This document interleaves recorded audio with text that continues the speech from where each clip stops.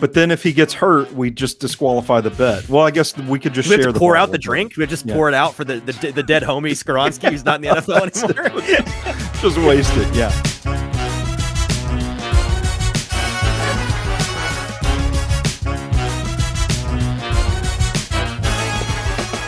Welcome into the Hot Read podcast for Thursday, April the 13th. I'm your host, Easton Freeze, director of published content here at BroadwaySportsMedia.com. We are also brought to you by the 440 Podcast Network, and I am joined for day 2 of 2 by the man, the myth, the legend, Stoney Keeley, fellow Nashville native here, covering the Titans, covering the NFL, covering the NFL draft, and I had to bring him in to talk linemen, as we did yesterday, for much longer than we ever expected to. We are running it back today. We'll try to keep it a hair shorter. But listen, these tackles deserve talking about. We're going to talk about them. Stoney, how are you? Have you recovered from our first discussion? Are you ready to run it back with the tackles? Absolutely. We talked for an hour and 40 minutes about the offensive guards, the clearly the most important position on the football field. Right. It's guard, quarterback. I can't imagine we're going to go that long on the offensive tackles. Or, I mean, hey, what do I know? We could go 3 hours on this podcast too. We could. Listen, if people complain about it, I will have Stoney back on. We will do 2.5 hours on the fullbacks. We'll do a specialist episode where we talk punters you've never heard of for 3 hours. Do not test us, okay? We're giving you more content for free, so get over it. But we're super excited to talk about these tackles because, I mean, all joking aside, this is arguably the number one position of need for the Titans. Now, do they technically have 2 tackles on the roster right now in NPF and in newly acquired Andre Dillard? Yes. Andre Dillard's tackle designation has a big fat asterisk next to it because he would absolutely be kicked inside, that is, to the guard position if, and dare I say when, the Titans add one of these top 10 tackles. They may very well add one of the top 2 tackles in this draft. We'll have to see. Obviously, the buzz for Titans draft discussion since day 1 this year has been one Mr. Paris Johnson Jr., who is one of the very best tackles in the draft, going to be available in the top 10, potentially at 11, where the Titans are. You could see him still there on the board. He's one we'll get to in, probably an hour or so. But this is a group that outside of Paris Johnson Jr. and Peter Skoronski, who might be the only 2 tackles that the average Titans fan on the street has heard of at this point, there's a lot of other guys that are really good. And if they don't end up with a tackle at number 1, or in the first round, rather, they're going to, I'd put money on the fact that they walk away with a guy who's a tackle in this draft, if not 2. I would go as far as to say I will eat my shorts, frankly, if they don't. I mean, not to get crazy here. I'm not trying to turn this into a little off the cuff. Yeah, a little off the. I'm not unglued here, but I'm becoming unglued as I stumble over my words. This team is one that needs to have a tackle in this draft. Absolutely, under no circumstances can they come away without a tackle unless they have some grand plan in free agency or in a trade that we don't know about. And so, Titans fans, you may have been sleeping through the safety episode. You may have been bored by the linebacker episode. I understand. There's a reason why we do plan a little bit ahead around here. There's a reason why we did those first. Okay. There's a reason why we left this to now. As you're starting to get interested in the draft, the average fan starting to tune in. Okay, who are these guys? Let's find out what does my team need? The Titans fans are realizing they need a tackle, and we are going to cover the 10 best guys in this class very briefly before we dive in. I think that this tackle group is a top 4 position group in the draft in terms of overall talent. I think I would argue the cornerbacks are more talented. I would argue that the edge players are more talented. I would argue that the tight end group is more talented. But I think that beyond those 3, I think running back, quarterback, tackle are the next 3 in any order. And the tackles are really, really talented. All 10 of these guys on my list. I mean, listen, you know as well as I do, Stoney. In a lot of drafts, it's like tackles hot and ready. Come and get them now. Blue light special. You better get them in round 1 or the first half of round 2, because if you had a numerical draft board where you're scoring these guys, it's going to be like a 76, 74, 73, 69. And then the next guy is like 42.5. Like, the tackles just, it requires a physical specimen. And we talked about this a little bit yesterday, the athleticism necessary to be a big guy containing these freaky athletic edge players at an NFL level, you have to be a stud athlete. So there's a born with it quality here. There is a, sorry, son, you're never going to be an NBA player. Sorry, son, you're never going to be a tackle. That's what my dad told me in the same sentence. Ruined my hopes and dreams as a 6-year-old. But all 5'8", 205 pounds of me didn't quite make the cut for either of those designations. These guys do. They are big and they are strong. And this year, unlike the past couple of drafts that I've really paid attention to, the depth doesn't have a super hard cutoff. There's not a big cliff to me. I think that it's a pretty gradual thing. And I think that there are going to be some round 3 tackles that absolutely can be starting tackles in the NFL. Is that similar to where your head is at on this class? Yeah, I told you before we started recording, I think there are just 2 guys in this draft class that I would bet on being stars. Right. I am higher on this class than you, but then I just checked my big board and I would go 20 deep at offensive tackle with guys that have upside that could potentially start in the NFL. Again, like when we're projecting these guys, you have to take the fit, the situation into account.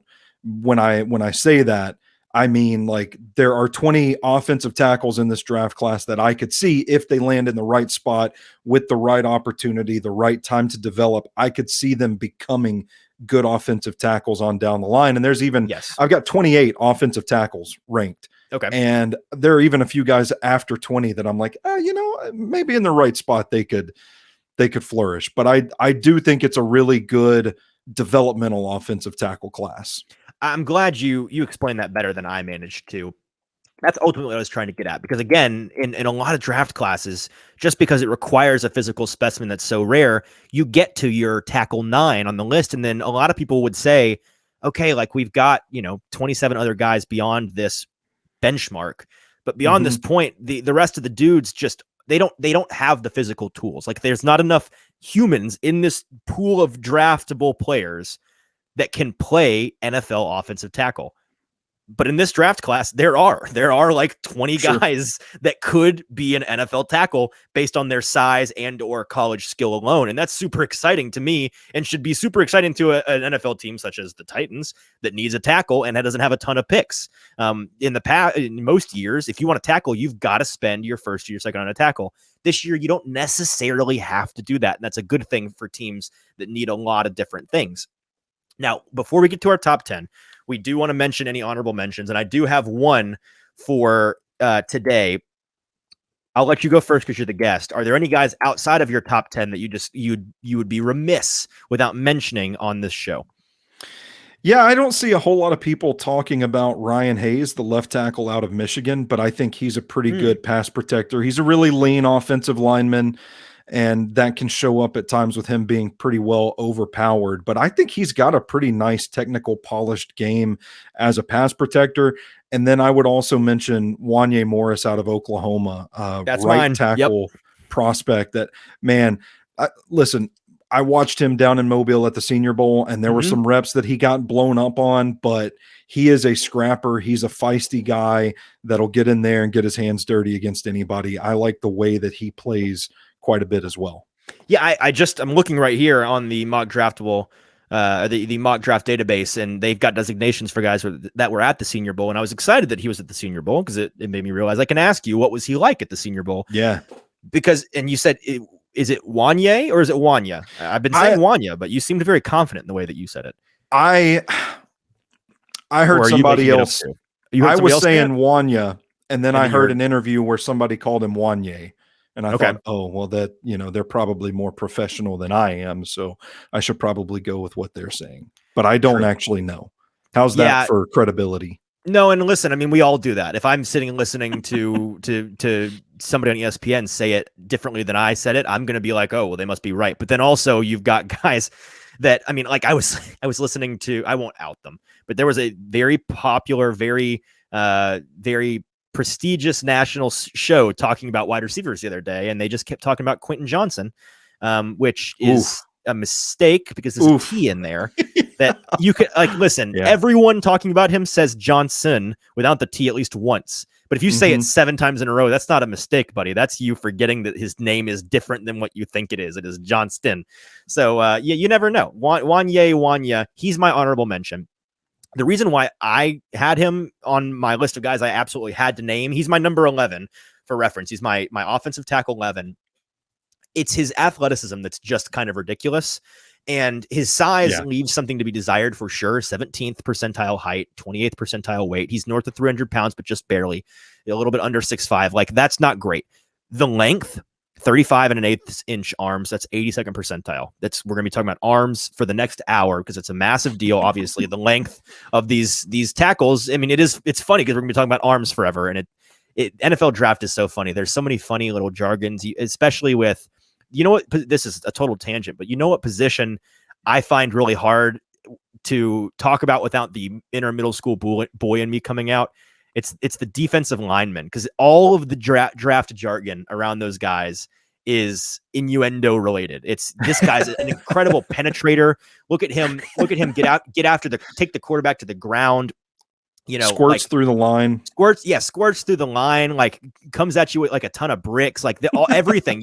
Everything about the penetration and the explosiveness, and like you're talking about, he's got freaky legs, got a nice butt on him. Like that's what NFL draft evaluation is like. The mecca of the entire season is everybody goes to a giant room in Indianapolis and watches these dudes in skin tight shorts. Like, so that's the gist. We get it. It's weird.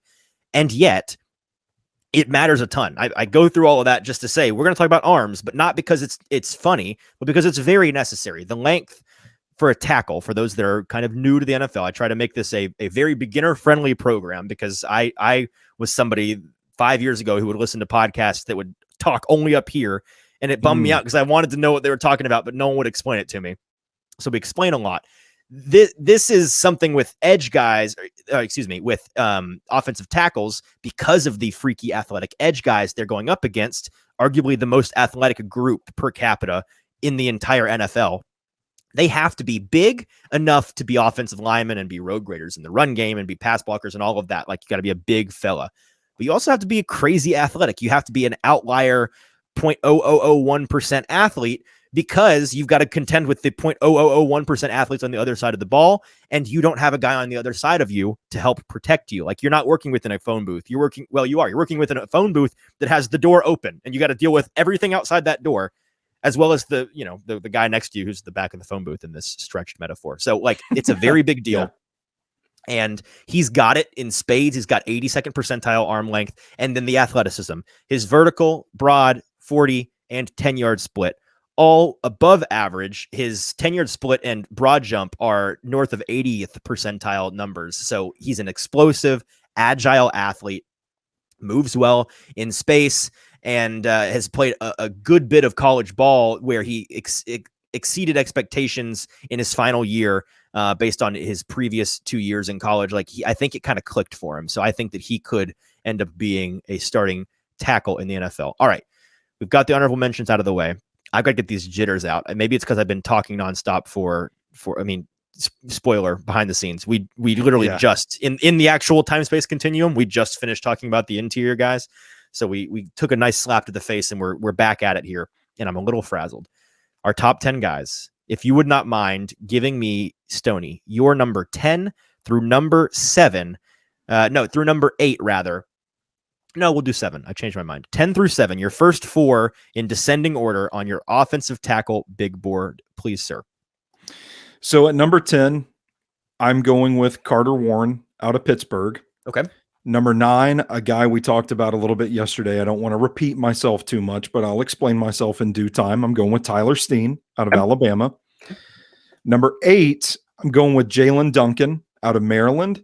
And then 5 through 7, I keep like moving these guys around. Like they're really close in my book, but this might not be a very popular opinion among draft nerds, but I've got Anton Harrison at 7. Interesting. Okay. We really, I think we're going to disagree a lot on this show, and I'm very excited about that, because no one comes on this show and disagrees with me, and it bothers me, but it sounds like you are willing to do it. I got to trust my gut. It's my evaluation. Who wants to sit and listen to you and I for an hour and a half go back and forth, I completely agree. No, I think you're dead right. A brilliant take. I think it's a great outlook. You like just get a room, right? Let's disagree a little bit. Let's embrace debate. And we're gonna have to debate a little bit on Anton Harrison because I've got him a little bit higher than that. My first four guys, number 10 offensive tackle is Tyler Steen out of Alabama. My offensive tackle 9 is Jaelyn Duncan out of Maryland. My offensive tackle 8 is Matthew Bergeron out of Syracuse. And I'm curious, I'm guessing he's not in your top 10, but he is mine because I've been high on this guy. If you follow me on Twitter, you know I'm high on this guy. My offensive tackle 7 is Blake Freeland out of BYU, who I think is a fascinating character in this draft. But let's start with the guys that we agree with, and let's start with the guy that we just spoke most recently about, Tyler Steen. We mentioned it yesterday, his ability. You had him on your big board as an interior guy as well. He could play either position, I think. I think that he's going to probably be tried in the NFL at the tackle position because of his just size and measurements and pedigree, but he could move inside. If he does stay at tackle, maybe we can address the things that might change a little bit for him, the things that you think he does well at the tackle position. I know that he practiced, if I'm not mistaken, at tackle the entire week at the Senior Bowl, right? And then they changed it for the game. Yeah, that's what made me feel so stupid because I was like, oh man, this guy's got it at tackle. And then the game starts and he's at left guard. Right. But you mentioned yesterday as well that you came in to that experience in Mobile after, you're a Bama fan on Saturdays. So you were familiar with him as a player already. You already had an opinion formed on him. Yeah. And then you came in and you had it changed at the Senior Bowl with him playing practicing rather at the tackle position. What exactly from watching that, give us some examples of things that changed your mind on him. I think there was a level of intensity in his practice that wasn't necessarily evident watching his game film. And I think if you project that to the next level, and if you say, well, if that's the guy you're getting when you draft him, then you've got a pretty good offensive lineman. The things that stood out to me about him were his hand usage, drive, just winning one-on-one battles. Like I mentioned yesterday, he just swatted away Byron Young's spin move like it was nothing. And Byron Young was a guy that a lot of people, not me, a lot of other people said had a really good week in Mobile. So yeah, those people were wrong, but that's fine. You see those flashes in him and you're like, man, if that's the guy that you get, then you've got a good prospect there. The thing that concerns me about tackle, I thought he had a nice kick step. I think he gets into his pass sets pretty quickly, pretty good mover for a man of his stature. I think he's a pretty good athlete. There were times that he would kind of overset and then guys would just take a step inside and beat him between him and the left guard. Right. So that's something that I think puts him a little lower on my tackle list than it does projecting him inside at guard. So from a traits standpoint, from a measurement standpoint, the reason why he projects both outside and inside at the tackle position, his projection there is based on his size. You mentioned his stature is overwhelming. 6'6", 321 pounds is good for the 61st and 72nd percentile.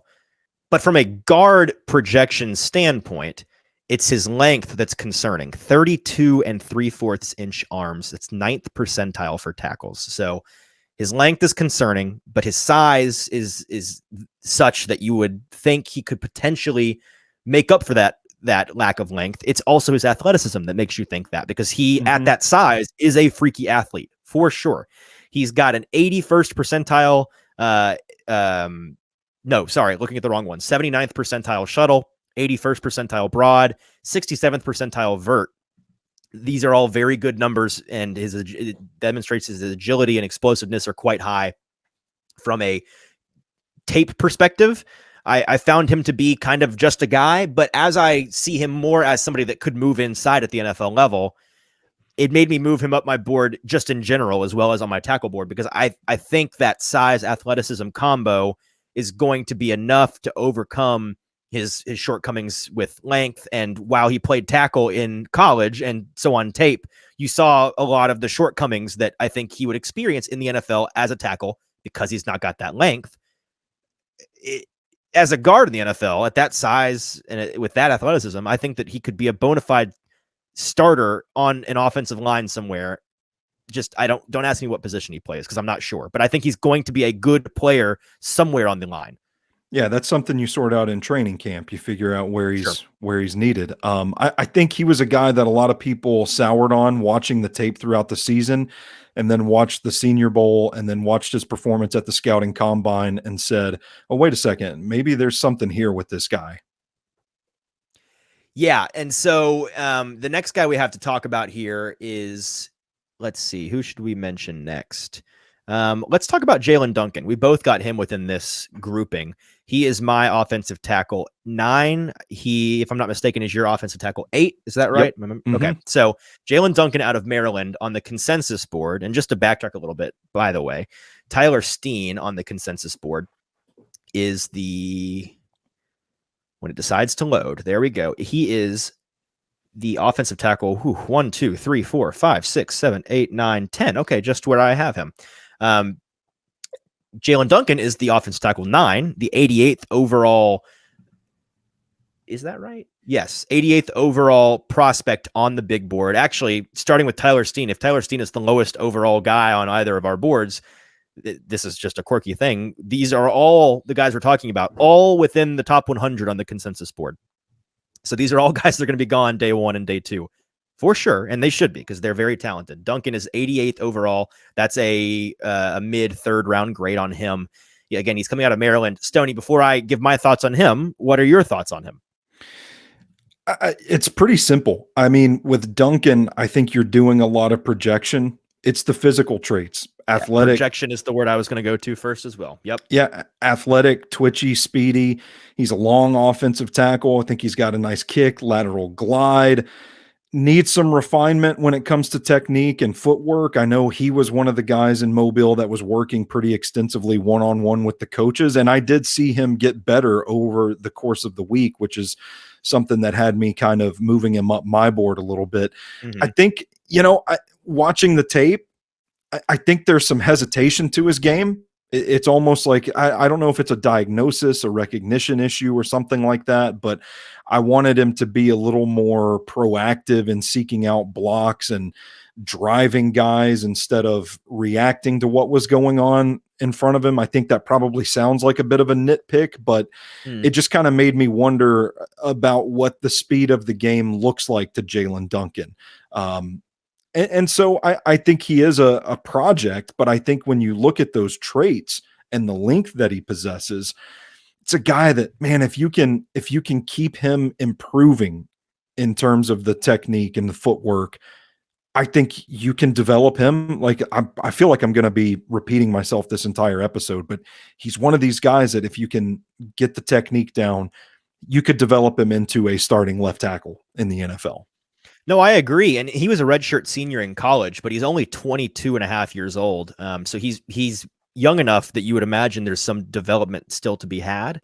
6'6", 306 pounds. Jaelyn Duncan is he's lacking in the weight department. But if you're asking for a guy on the line to be lacking in one of the 2 height or weight departments, it's the weight department. Because guess what? You can eat your way to a better number. You can't quite grow at 5'8". I've tried. It's not possible. He is 24th percentile for weight, which isn't horrible. I mean, he's north of 300 pounds, but that size, girth, weight in conjunction with his arm length of 33 inches kind of concerns me.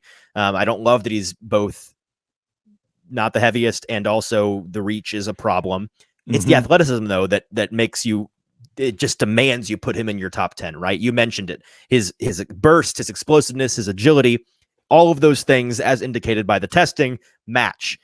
92 percentile broad jump, 86th percentile vertical, 79th percentile 40-yard dash. Like, this guy's an athlete. Absolutely. In college, he again didn't have a great career. Another thing that kind of concerns me is he was kind of up and down game to game. Not the most consistent guy, but he's got some outlier games in there where the upside is very, very high. He's a better pass blocker than he is a run blocker.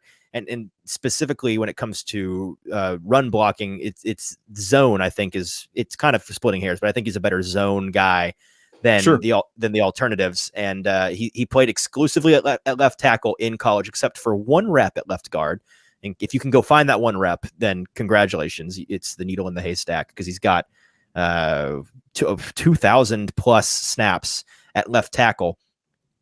Do you see him being a guy that may be more likely to be moved inside when things are all said and done in the NFL? I kind of lean that way, but I don't know. Did you see try to convince me this guy can play tackle in the NFL? What's the sell? Because it's not that he's big enough. It's not that he's long enough. It's just that he's athletic enough to overcome. What do you think?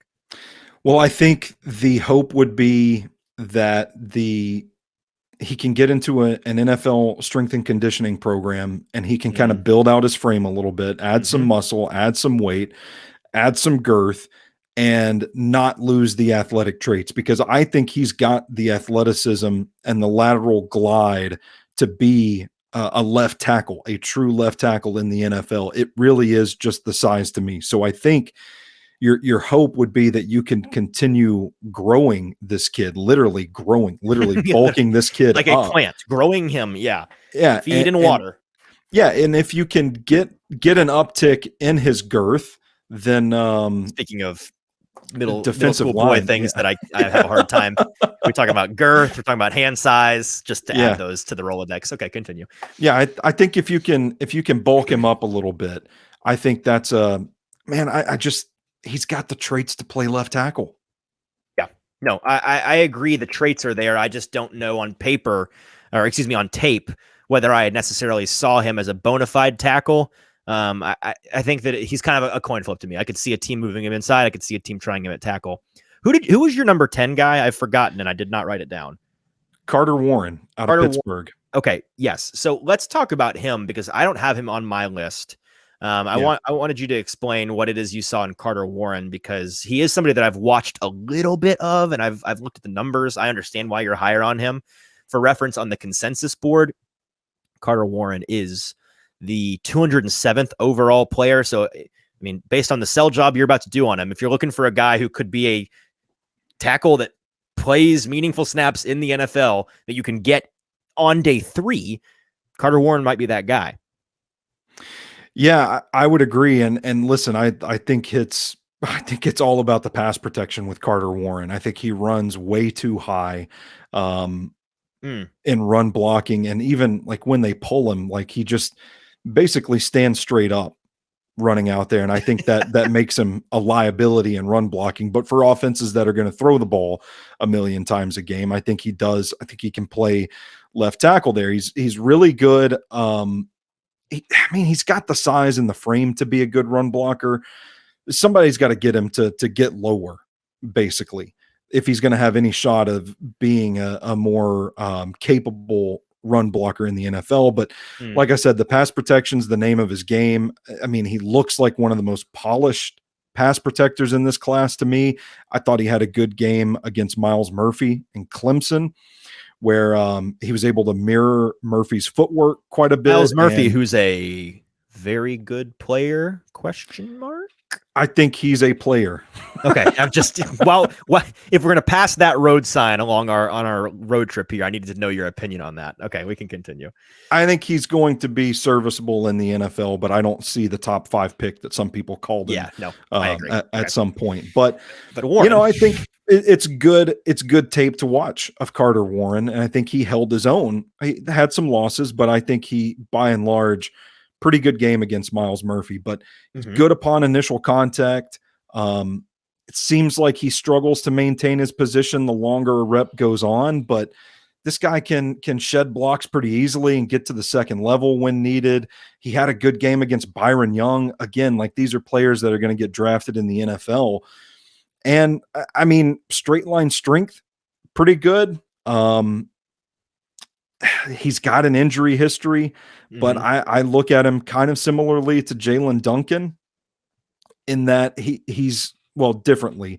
Duncan has the traits that you can build upon. To me, Carter Warren has the floor that he can come in and be a pretty reliable starter for an offense that likes to pass the ball a ton.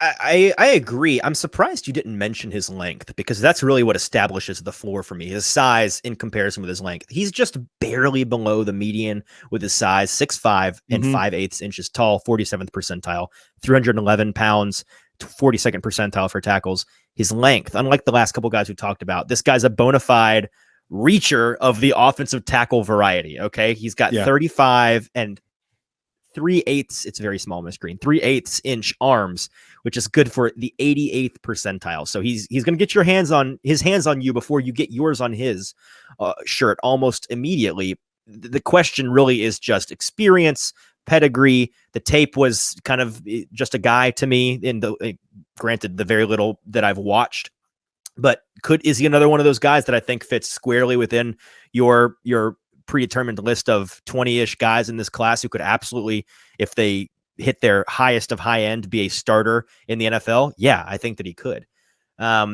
Between these two guys, who is and isn't on your board further on up? Blake Freeland and Matthew Bergeron. Are either of them on your board? I'm really high on Bergeron. I am like so far out on Blake Freeland. Okay, I love that, because I'm so far in on Blake Freeland. Let's wait on him. Let's do Bergeron since we both have him, and then I'll do Freeland before we move on. Bergeron's going to be in your next pairing, so I'll do Freeland now. All right. Let's since he's my guy, I think I've earned the ability to let you go first, and then I'm the defense on this trial. Oh, okay. So let me go second. You prosecute Mr. Freeland, and I'll try to defend him. It's one thing for Blake Freeland for me, but it's one thing that I don't think that. Hang on, I want to see if I can guess. It's not his size. No. It's not his length. No. I don't think he has an injury history. No. Is he just not the athlete that you want? No, he's a really good athlete. I'm about to say, I think he's very athletic. What is it? It's the pad level, man. He's because he's so tall, top heavy. He's so top heavy. Yeah, yeah. I mean, listen, 92nd percentile, 6'7" and 7/8 inches. He's an eighth of an inch shy of a bona fide NBA star. So I get it. I think so. For me, I knew this going into the Senior Bowl, and it was something I made note of, and I said I want to see how he corrects this. Yeah, and he didn't. Man, I saw like Lonnie Phelps Jr. worked him, Nick Hampton worked him on a couple of plays, and I just thought if he can't get this sorted out, all he's going to see whenever he gets to the NFL is guys just sinking their hips, getting low, and just going essentially under him, under his pad level to get to the quarterback. He flashes. He's got good tape. Right. And he slaughtered the combine. But I just feel like with this one weakness, savvy edge rushers in the NFL are going to be able to key in on that. And I think he's going to lose some matchups. And listen, they had him working some reps inside at guard at the Senior Bowl. Your average your everyday 6'8" guard. It just kind of made me think that they were like, okay, well, maybe let's move him inside and see if this is still an issue. So I don't know. It could have also been because like half the guys opted out of Mobile by the end of the week because their agents were telling them not to get hurt and they just needed somebody to play guard. I don't know, but I'm just, again, that's some reckless speculation on my part. But for me, Freeland has the one thing that I think could get him beat pretty badly in the NFL. If he doesn't correct it. I was about to say, because if your entire argument hinges on one thing, if I was putting my lawyer hat on, I would pretty easily defend him by saying, okay, one trait that is something that absolutely can be corrected in the NFL, just correct the trait. Now, it's not as simple as that. Obviously, there's more to it. I do love, I was listening to you talk about him, intentionally listening for what is there a tell somewhere in here? Why does he not like him? And then you said, he wasn't great in Mobile at the Senior Bowl, but he slaughtered the combine. And I'm like, well, that's why you're lower on him, Mr. Went to the Senior Bowl, and I am higher on him, Mr. Went to the combine. Fair enough. We in our time seeing him in person, we saw two very different versions of the same guy. The tape. Did you see? I mean, he did have pad levels on tape, but did you think it rose to the level of what you saw in Mobile? Was it a lot of the same, or were you like, oh, it's gotten worse? It's not a lot of the same. It's the fact that it is consistently happening. So Okay, if yeah, it's but happening tape, on it's the tape, consistent, but it's not all the time. It's just a consistent issue, I think. correct. Yeah, that's my bad. No, you're good. I just wanted to You clarify. see This it, guy's a good player, guys. He's good. you see it on the tape, and then you see it on the Senior Bowl. And to me, I didn't see it get any better throughout the week of the Senior Bowl. Whereas I mentioned with Jaelyn Duncan, Yeah, it's a big deal. getting a lot of one-on-one coaching, seeing a difference between Tuesday and Thursday. I didn't see that with Blake Freeland. So my logic is, okay, maybe it's not something that he can kick. Okay. I'm just going to start from the top on Blake Freeland because I've got many thoughts. Go for it. Let me start with his numbers, okay? Because this is a my guy for sure. He's the guy that I've been telling people if you want the Titans to go tackle in the budget spectrum, getting him in the third or the fourth round, I would love. He was who I mocked to the Titans, I think, in the third round or the fourth round in my first mock draft. Do I think that he's a day one starting tackle in the NFL? Absolutely not. No. Do I think that he's got potential to be a very versatile offensive line piece for somebody? Yeah, I do. And yes, I made fun of Stoney earlier mentioning that he could be a guard, but that was me laughing with him, not at him, because I agree. He's almost 6'8", and yet he's 302 pounds. He's not too big, or I mean, I guess you can't be too big to be a guard. We got Steve Avila's in there. But he's got the arm length to play either position, 33 and 7/8 inch arms, basically on the nose of that 34-inch arm length benchmark for tackles. I think he could play either way. He is freaky athletic, man. And we got to find all that out for sure numerically at the combine. And that's why coming away from that offensive line day in Lucas Oil Stadium, I immediately went home and JT's doing prep for the show. And I'm just looking at Blake Freeland tape because I had not looked at it yet. And I saw him and I was like, who's this guy? I think I may have found a gem. I still think that I did. But the things that you've said have given me a little bit of pause, probably going to make me go back and watch a little bit more film. I definitely agree with you. If there was a number one thing, it is not even close. It is absolutely his pad level is a regular issue. But let me look at these athletic testing numbers. 3-cone drill, 84th percentile. Shuttle, 55th percentile. 10-yard split, 92nd percentile. 40-yard dash, 93rd percentile.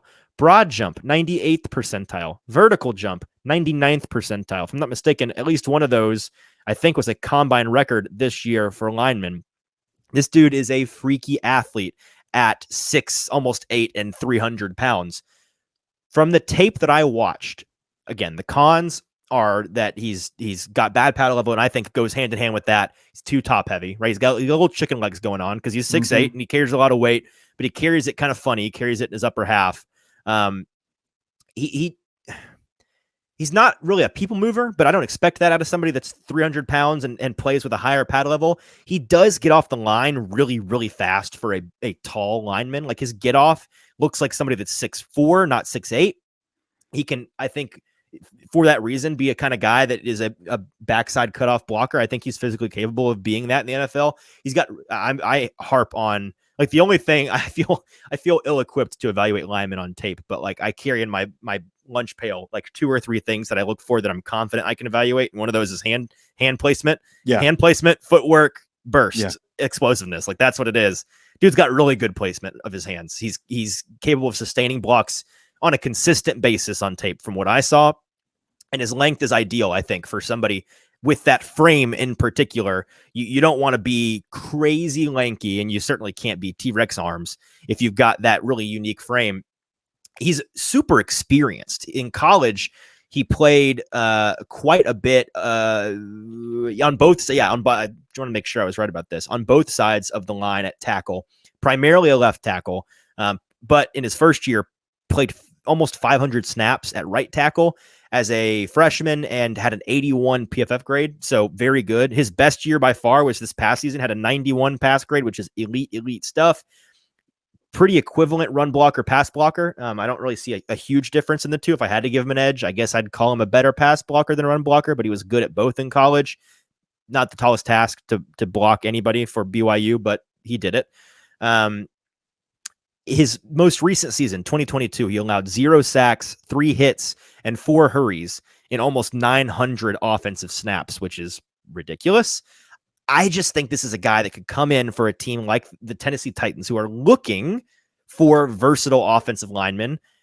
And they're also looking to get some value because they only have 6 picks and they don't have a 4th round pick. So they've got to, I mean, they need some, it's unfortunate. They both need a lot of things, and also they need some high value things. It'd be awesome if they were desperately in need of linebackers and safeties and they could just get all of those when people leave the good ones to the 4th and 5th and 6th round.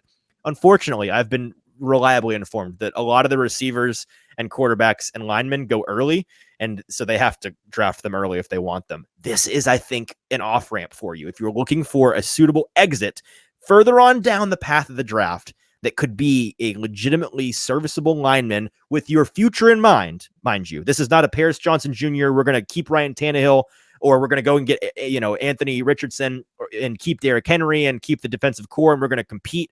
That's not what this move would be. Now, drafting Freeland wouldn't mean that they're tanking by any means. Just he wouldn't be a part, I think, of the picture this year in a meaningful way. Although he could surprise me, I do think he can absolutely develop into a guy that is a starter in the NFL, again, at either the guard or the tackle position. And I just really like him. I think that he's got the it. I like for what it's worth, I spent the entire time of his media availability at the podium speaking with him, and not the other linemen available at that time. So I got a feel for him as a person. I like him a lot. He seems like the kind of guy that you'd want in your locker room. So yeah, Blake Freeland, I think that he's a dude, and Stoney does not. But we agree on this next guy being a dude. And this next guy, Matthew Bergeron out of Syracuse, is your what on your list? He's your tackle. He is, let's see. Well, I've got him at 31 overall on my big board. That's really high. Wow. He is number 6 on my offensive tackle. So you've got 6 tackles, right? Again, well, listen, asterisk, no cornerbacks yet, but 6 I was about to say within your first round. Yeah, there's a lot of guys that I think probably won't be in there by the time I get through my full evaluation. I've got a list of, I think I've got 40 guys left that I want to watch. Okay. And I haven't really focused on a lot of areas that I don't think the Titans will be looking at. So heavy on the offensive lineman early. And I think the byproduct of that is that you're seeing a lot of guys pretty higher on my list than I think they'll end up being. But I do really like Matthew Bergeron. And like I said, between him and Anton Harrison, who I mentioned, and another guy that I'm sure we're going to talk about on this list, I keep rotating these guys in and around this same range. But specifically with Bergeron, I think he's a smooth mover, athletic enough to do the things necessary to play tackle. I don't think he should move inside like a lot of people were saying. To me, he was one of the winners of the week at the Senior Bowl, and I think he validated that work with a strong combine performance. Down in Mobile, I noticed that he played with firm hand placement, winning some hand battles, good burst off the line, some good sticks out in space, truck sticks. I'm sorry, we've talked about my my draft terminology here. I've mentioned it now. Every single time we mention a new one, it's tough. Yeah. So he can bring the truck stick to somebody. Sure. Thought he had a nice wrestling match rep against Byron Young. He frustrated Derek Hall. I mean, these are good players. Yeah. Good at mirroring, engaging. I do think he's a little slender for the position, 6'5" and a lean 322. I know that feels kind of weird to say, but he kind of looks and plays a little more tentatively. Oh, folks listening at home, go YouTube Matthew Bergeron and tell us he's not the leanest 322 pounds you've ever seen, because he is. Yeah. So he didn't consistently win matchups, and then you watch the tape, and there are times that I felt like he got out in front of a play and kind of looked around like, oh, what am I supposed to do here? So I don't know how comfortable he is, like from the neck up, if he's good at diagnosing plays and reading defenses in front of him, that sort of aspect of the game. But I think he's an athletic technician that can keep talented rushers away from the quarterback. I liked the Clemson tape. I thought he had a good game against, oh gosh, I wrote it down. I don't have it handy. It might've been NC State. I'm going to refrain from saying for sure, but it was a really good game that he had this past year. Yeah, and so I think you see the flashes of a guy. Yeah, I mean, based on PFF, it had to have been NC State. Yeah, I think it was NC State that I watched. Yeah. Mhm. So I think you see these flashes of a guy that can be a really good, complete left tackle in the NFL. And I don't feel like enough people are talking about him. I don't think enough people are talking about him either from a measurement standpoint. Well, actually, from the consensus, I keep neglecting our consensus board. Going back to Blake Freeland from BYU, he's the 86th overall player on the consensus board. Matthew Bergeron is the 69th nice overall consensus player on the big board out of Syracuse.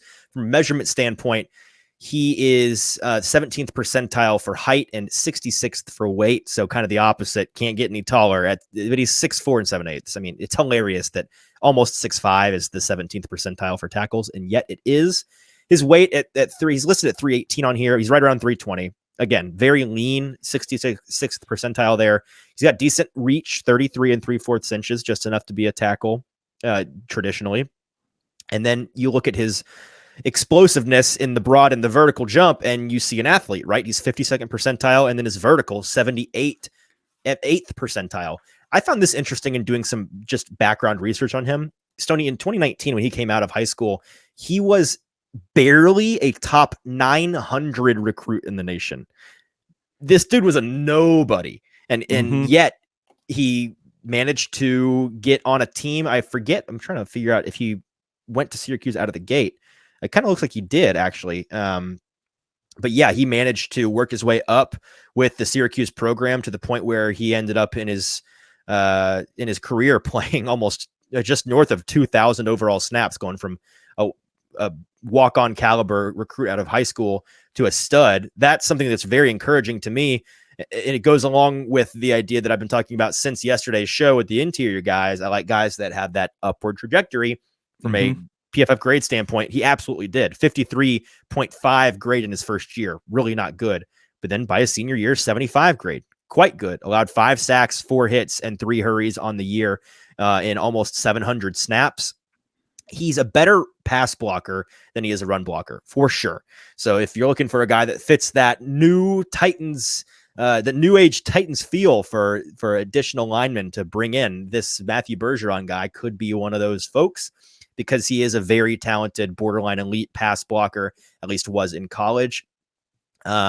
He's also a decent run blocker based on the stats I'm looking at here. Yeah. But what I think he wins with most is his balance and his ability to be versatile. Again, we've mentioned this versatility with a lot of these guys. He's kind of a tweener in the way that you could see him as a tackle or a guard, and a team could utilize him in the way that they felt best fit. But he plays within himself really, really well. Unlike guys like Steve Avila, who we talked about yesterday, who get a little bit ahead of themselves, sometimes get a little over their skis, play a little too aggressive. Matthew Bergeron plays well within his limits. Even when he loses, he's usually still hanging on for dear life, and it rarely looks like an ugly, blown assignment with him. He's kind of a bear hugger a little bit in pass protection when things do go wrong, so I guess that's categorized as ugly. But he doesn't miss bad nearly as much as a lot of these other guys that I've watched. This was an interesting thing to me, and I'm not going to claim to have known this, but I did write it down and cheat off of, I think it was the Ringers draft guide, talking about how they thought he could improve the mentality a little bit. And they wrote, this is just verbatim, his steadiness is his calling card, but we would love to see Bergeron get a little more violent and take the fight to defenders. That kind of rang true to me based on the tape. He wasn't the most violent guy, and that kind of goes hand in hand with the fact that he plays within himself, right? I mean, and that's kind of what I was talking about. Like, at times he would get through to the second level and just kind of look around like, okay, now what? And that's exactly the thing that you want to see, is like, where is the violence? Where is the initiation? The gabagool, you know? Where is the gabagool? Yeah. So we're looking for the gabagool with Matthew Bergeron. Do you have any additional thoughts on him, or we want to move on?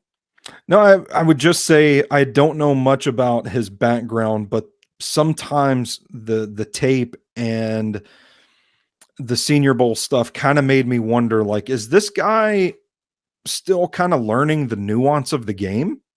Yeah, and I think the fact that his background dictates he wasn't a high-level athlete, and then suddenly he was, that is something that maybe he's just a little behind, and he could turn out to be a really good college prospect. I'd imagine if he gets drafted highly, which he's the 69th overall player. So if he goes in the second round, that might be a team projecting that in a little bit of in a way, saying this guy doesn't have a whole lot of experience in his life. We think that he's going to continue to get better as he did every year in college.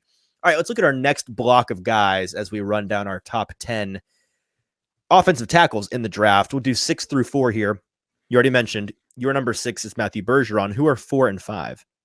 So at 5, I've got Dawand Jones. I run so hot and cold with him. There are times that I think he's just going to be terrible and nobody should even draft the guy. There are other times that I think he's just going to be a stud.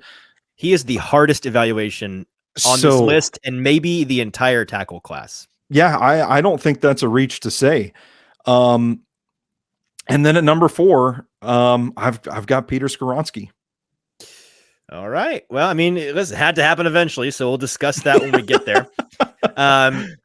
At number 6, I have Broderick Jones. That one's going to be surprising to some because many consider Broderick to be the better of the Jones boys. By the way, very local draft expert here to give you a helping hand on remembering these names. For those of you fans who are just tuning into the draft and draft coverage, you're going to be hearing a lot of names such as Broderick Jones and Dawand Jones, who both played for teams that wore red and white in college. Both were high-level Power 5 athletes. Both played offensive tackle, and both are massive individuals. It's going to be easy to confuse them. Here's the key. Dawand is the big one, and Bergeron is the better one, according to most. But I break the mold on that one because I think Bergeron is actually a lesser overall. In college, you could argue he was better than Dawand, but in terms of a prospect, I buy into Dawand's high end a little bit more than it seems like you do, because that's when you hear about somebody that's an impossible eval, that is code for their ceiling is the moon and their floor is the core of the earth. And that's kind of what Dawand Jones is. That's kind of what it is. Right. Yeah. And so anyways, that was a sidestep there. I've got Broderick Jones at 6 out of Georgia, Anton Harrison out of Oklahoma at 5. And then I've got the other Jones, Dawand out of Ohio State, all the way up at 4. Remind me, was Anton Harrison in this grouping for you? He was number 7 for me. So he was in the last grouping. Right. Have we talked about him yet? Am I crazy? No. Okay. No. Let's talk about him then. Let's talk about Anton out of Oklahoma. He's a guy that, let me see on the consensus board. You see him talked about in Titan circles quite a bit, because if the Titans pass on a tackle in the first round and are looking for a second round tackle, he's one of that upper group, top 6-7 guys that may be pushed out by the talented edges, the talented cornerbacks, the talented quarterbacks and tight ends. Like he could, it would be surprising, but you could see the Titans getting him at 41. I don't think it's all that unreasonable. He's the 33rd overall player on the consensus board. Generally speaking, a first round pick, but I really do think there's a chance that he falls further than folks are expecting, just because there's so much talent here at the top that has to go eventually. You have him at your 7th overall tackle spot. I have him at my 5th overall spot on the big board. He is the 5th overall consensus player. Tell me about your evaluation of Anton Harrison. I think he is one of the best pass protectors in this draft class. And honestly, if you're just grading purely in that aspect of the game, I think he's every bit as good as Paris Johnson Jr. I think he's great in one-on-one situations at the edge. He flashes some vice grip hands if rushers initiate a wrestling match with him. Vice grip hands. I like that term, and I also like that it's one of the few that I can't make that one dirty. So I like that. No. Just a vice grip. Just a tool. One thing that I noticed that he does so well is that he recognizes stunts, holds his water pretty well. Yes. Yes. He's easy, natural glider. He keeps his feet active and sets in a wide base. I don't know that he's the best athlete, but I think he's not the best athlete. He plays with a nice short area agility, gets to the second level to take on linebackers. He mirrors defenders well. And if you go low on him, I hope you like the taste of dirt, because he will put you into the ground. But there's an element of impact and power that's missing from his game. And it's just one play that just sticks in my mind. And this isn't like the one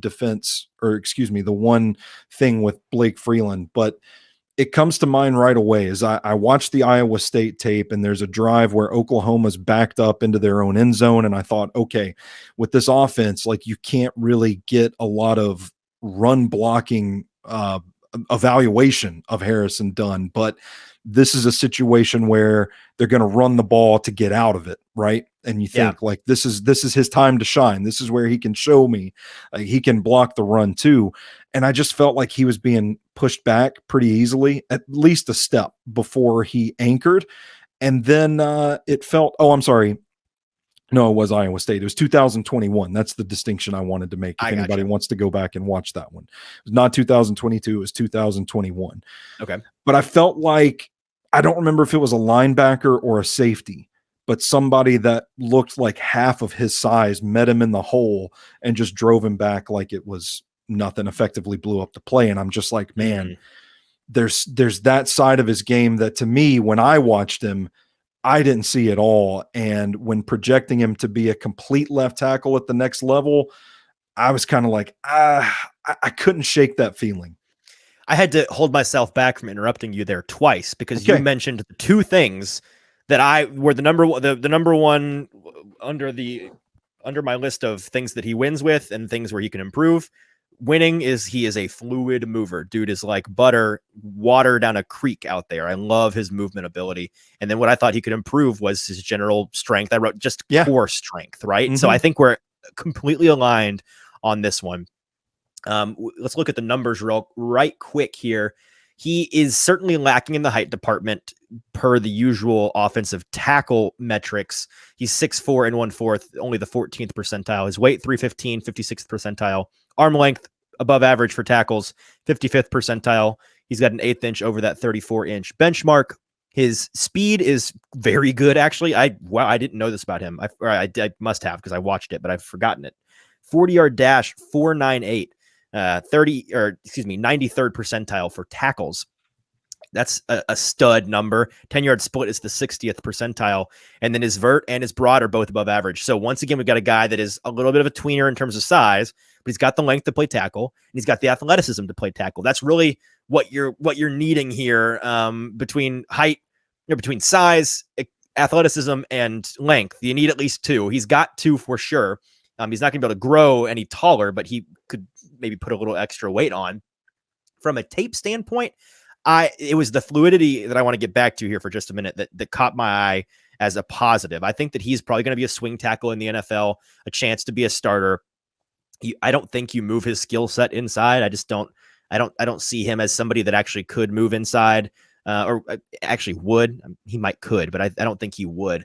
He's not super explosive. He doesn't have a whole lot of wow reps or pancakes. He's not blowing things up. He didn't blow up the combine with his freaky athleticism and the way that he just overpowered people and the tests. But he did win you over at the combine with his movement. He just glides across the field. And there's a guy, Paris Johnson Jr., who I'm going to rant and rave about his movement ability a little bit later. This is the other guy that was on the field alongside him. These were the two that caught my eye when I said, actually, there's a third, but I'll get to him in a minute. I said, wow, this guy is such a fluid mover. This guy has elite movement skills that these other guys are just a little bit choppy, a little chunky compared to him. I think that kind of athlete, that breed of athlete, is going to work very, very well in the NFL. Those are his impressive traits are just how fluid he is and how he is able to maintain. What was the other thing you mentioned that sparked a memory of mine? Picking up blocks, or picking up pull, or what did you say? Picking stunts. Up stunts. Yeah, picking up stunts. Doesn't panic. That was some. It doesn't panic, and he doesn't get beat often in the tape that I've seen. It is that core strength that's just a little bit lacking. You want him to be a little bit stronger than he is. I don't know how much stronger he can get. Let me see. He didn't have, just for reference, bench rep numbers. Did he? No, he did not bench. That may have been on purpose. But yeah, outside of his play strength, I think that he's going to be a pretty decent tackle. And again, a guy that if the Titans could get him to fall to 41, I'd run that card up in a heartbeat. Yeah, I think if he lands somewhere, the two places that come to mind immediately, Cincinnati and Kansas City.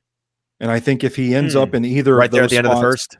Yeah, I think he could have a nice little career Sure. if he goes somewhere like Philadelphia or Baltimore, a couple of teams that we mentioned with Osiris Torrance yesterday. If he goes somewhere like that, I don't think he's going to last very long. Yeah, no, I agree. Let's look at the other guys we had in this middle grouping. Did you have both the Jones guys at 4 through 6? I've forgotten. Let's run see. back your 4, 5, 6 for me real quick. I know that 4 is Skoronski. 6 was Bergeron, and 5 is Dawand. Yeah, Dawand. I've got okay, cool. Yeah, I've got Broderick at 3. Okay, cool. So let's talk about Dawand then, shall we? We've already mentioned it a little bit. I mean, we do, and he is the literal elephant in the room here. Yeah, because I'm gonna we need to set a baseline for this one. I can't let anybody talk about him any further without giving you the official numbers, our dear viewers and listeners. You need to know that we're talking about a 98 and 97th percentile guy from a height and weight standpoint. This guy is 6'8" and 1/4 inches tall, 97th percentile, 374 pounds, 98th percentile, wingspan of 87 and 7/8 inches, 97th percentile. So just for reference, by the way, 87 and 7/8 inches is a lot more than 6'8". You're supposed to be roughly the same wingspan and height. And yet he's got the height of LeBron James and he's got the wingspan of Giannis. Literally Giannis's wing. He's got arms as wide as Giannis is tall. And so this is a guy that is going to have no problems in the reach department. As you can imagine, 36 and 3/8 inch arms. All of these numbers, by the way, in Mock Draftable's database that goes back to the 90s at least. I think that he set records for most of these numbers for tackles in terms of testing.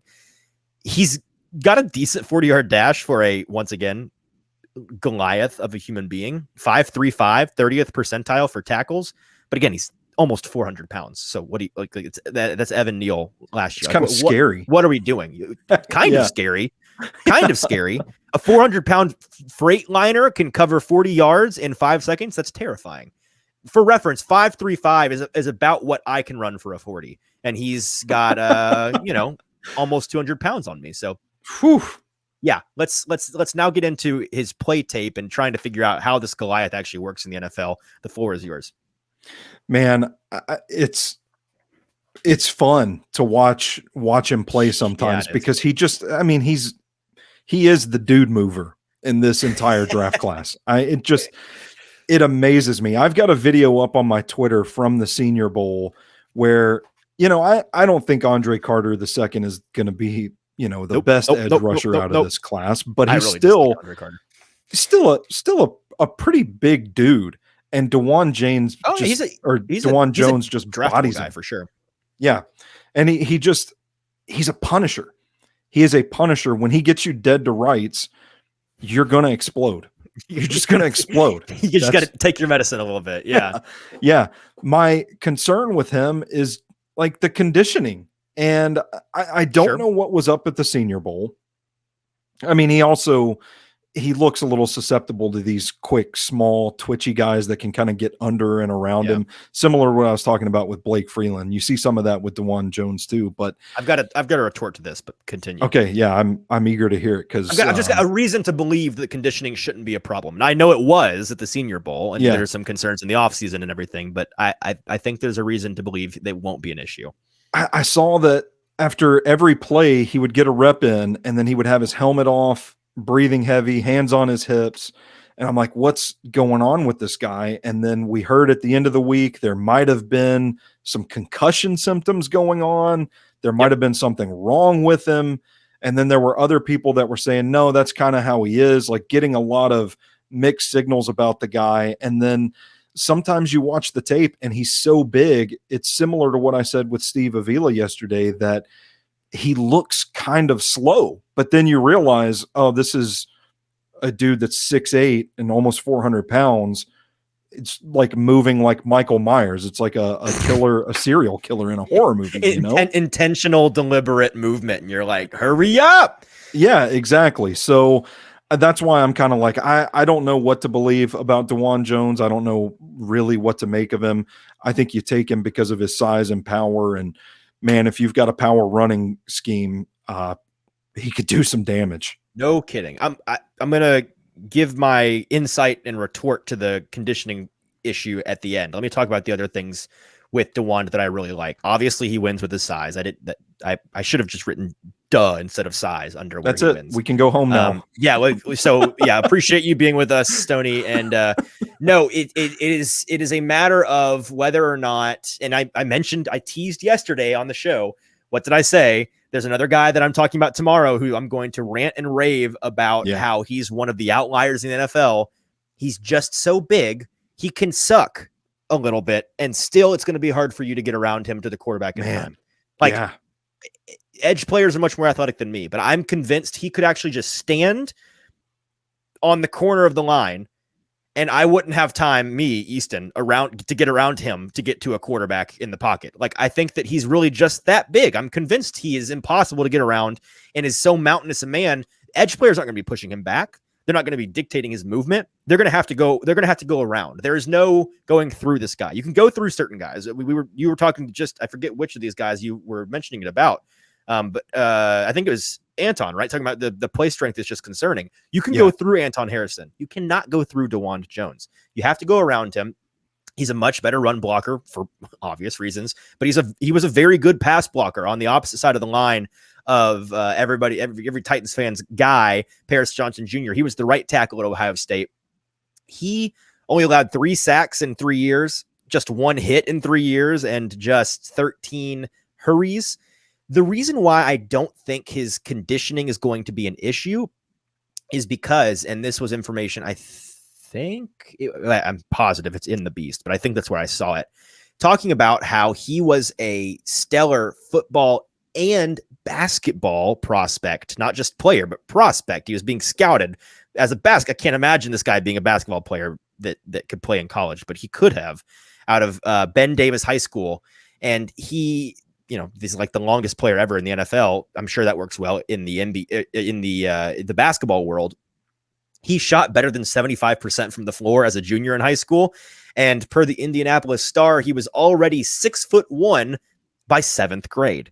So it's not like he was playing basketball in high school at a much smaller size and then he's gotten big. No, I think that he was that big, or maybe not quite this big, but listen, he was playing high school football and was an even bigger star in football as a lineman at the same time that he was playing basketball. So his conditioning has to be up, because you can't be a 75% shooter from the floor star being scouted by colleges for your basketball prowess athlete and not be conditioned.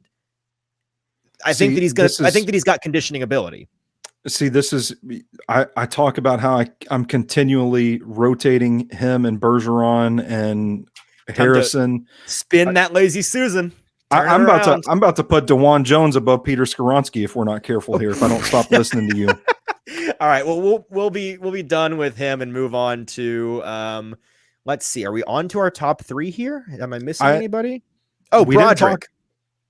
We didn't talk about Skoronski. He's my number 4. Oh, right. But he's high on your list. So. You're right. Skoronski is in my top 3. Broderick's in your top 3. Let's go ahead and go into the top 3, and then we'll cover the top 4 guys. Boom. Sound good? There we go. Bingo. So my top 3.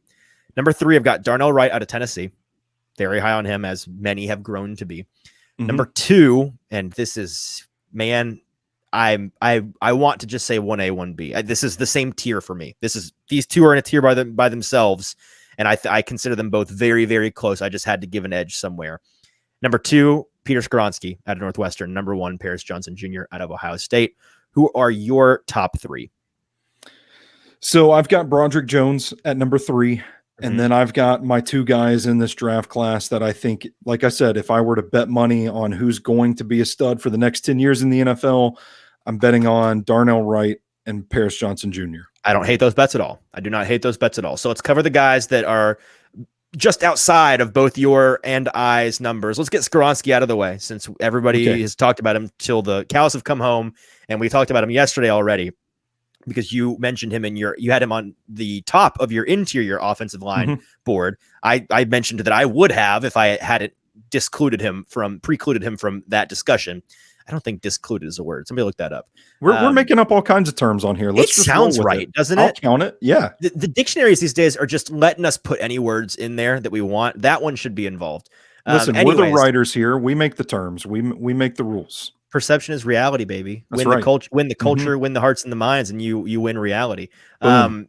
So anyways, I discluded him from that, which is a very real word. And then we mentioned that we would talk about him today because he played tackle in college. He played tackle in high school. He has been vocal about how he wants to be given a shot to play tackle in the NFL. Many within the NFL have been vocal about thinking he deserves a shot to be in the NFL. In particular, a guy named Dane Brugler, who writes The Beast, and he and the PFF guys, based on both of their boards, I've read this out loud, I think, on the show like a month ago, but their evaluations both include this guy not necessarily as a bona fide tackle, but as a guy that should be given a shot. Now, this is another one who I think we should mention the measurements off the top here so that people understand why there's so much discernment over whether or not he can play on the outside of the line or not. It's the length. Okay. He's got fine size, but his arms come in. What's the percentile here? His arms come in at 4th percentile. He's got 32 1/4 inch arms. So he's not even a 33 incher in terms of arm length, which is kind of the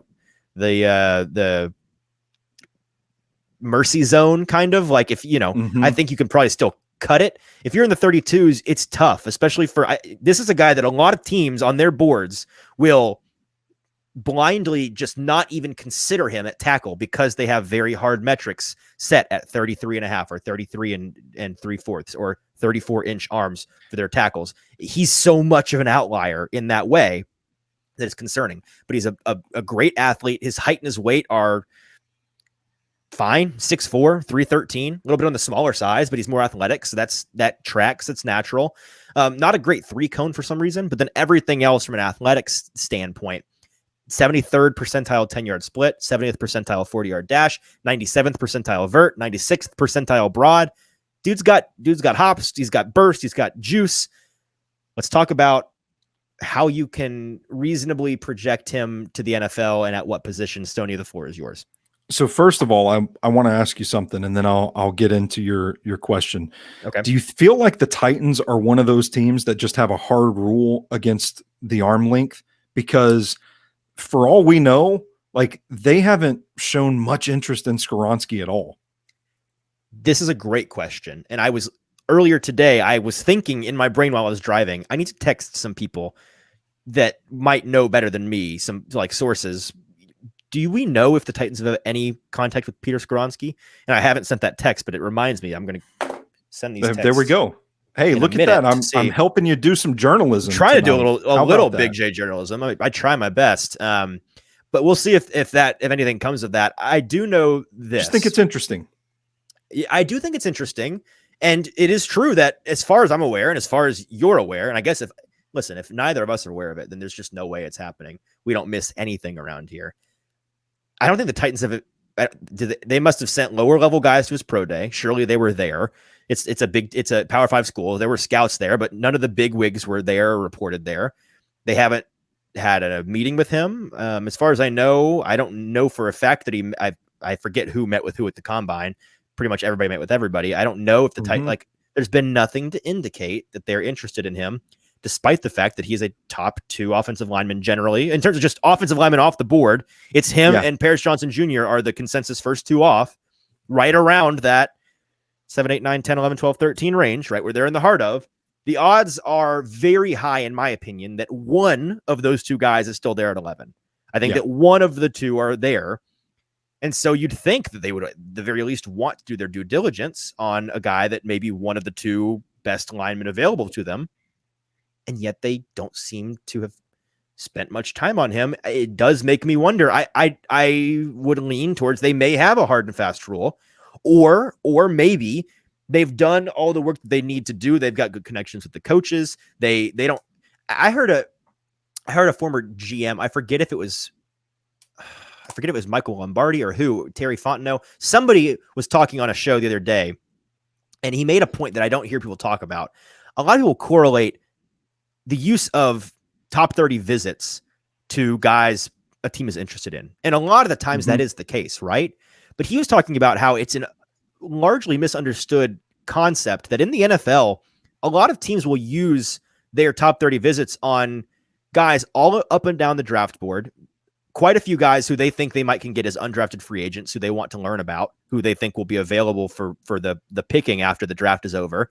And most importantly, he said, a lot of the times you use your top 30 visits on guys who you think you really like them, but you've got some questions, you've got concerns, you've got some red flags.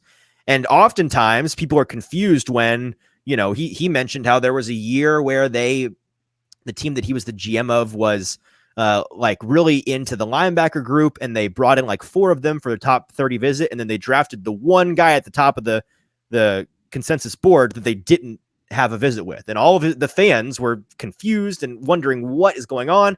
And he said, it's because we liked all 5 of these guys and we had questions on 4 of them.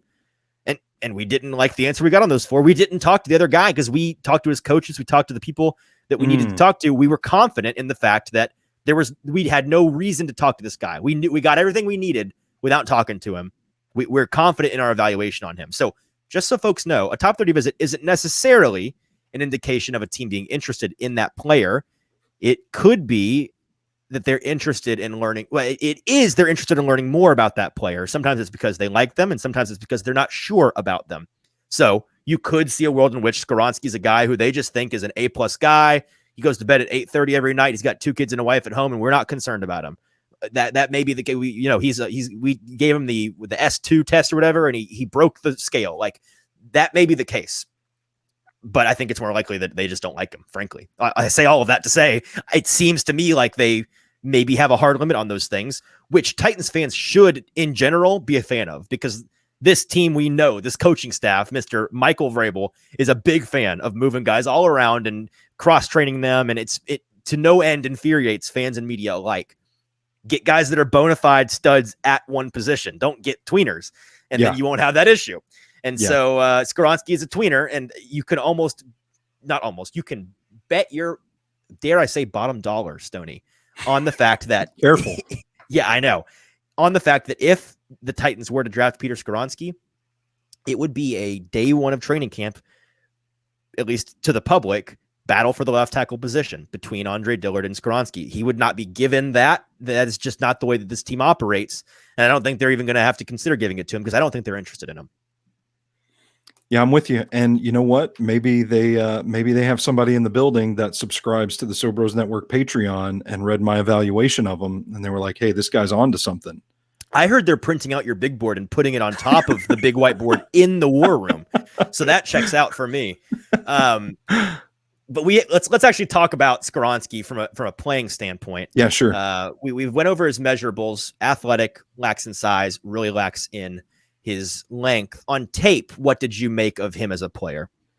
So I think the thing that makes him such a high floor prospect is that he is so fundamentally sound. He plays with good technique. He plays with polish, sticky when engaged in his block. You're just not going to move the guy around when he gets set in on you. Good at getting into his pass sets, holding position. He's great at diagnosing pressure, being prepared for it. One thing that I think you see about Skoronski that I don't feel like people are talking about enough is his awareness.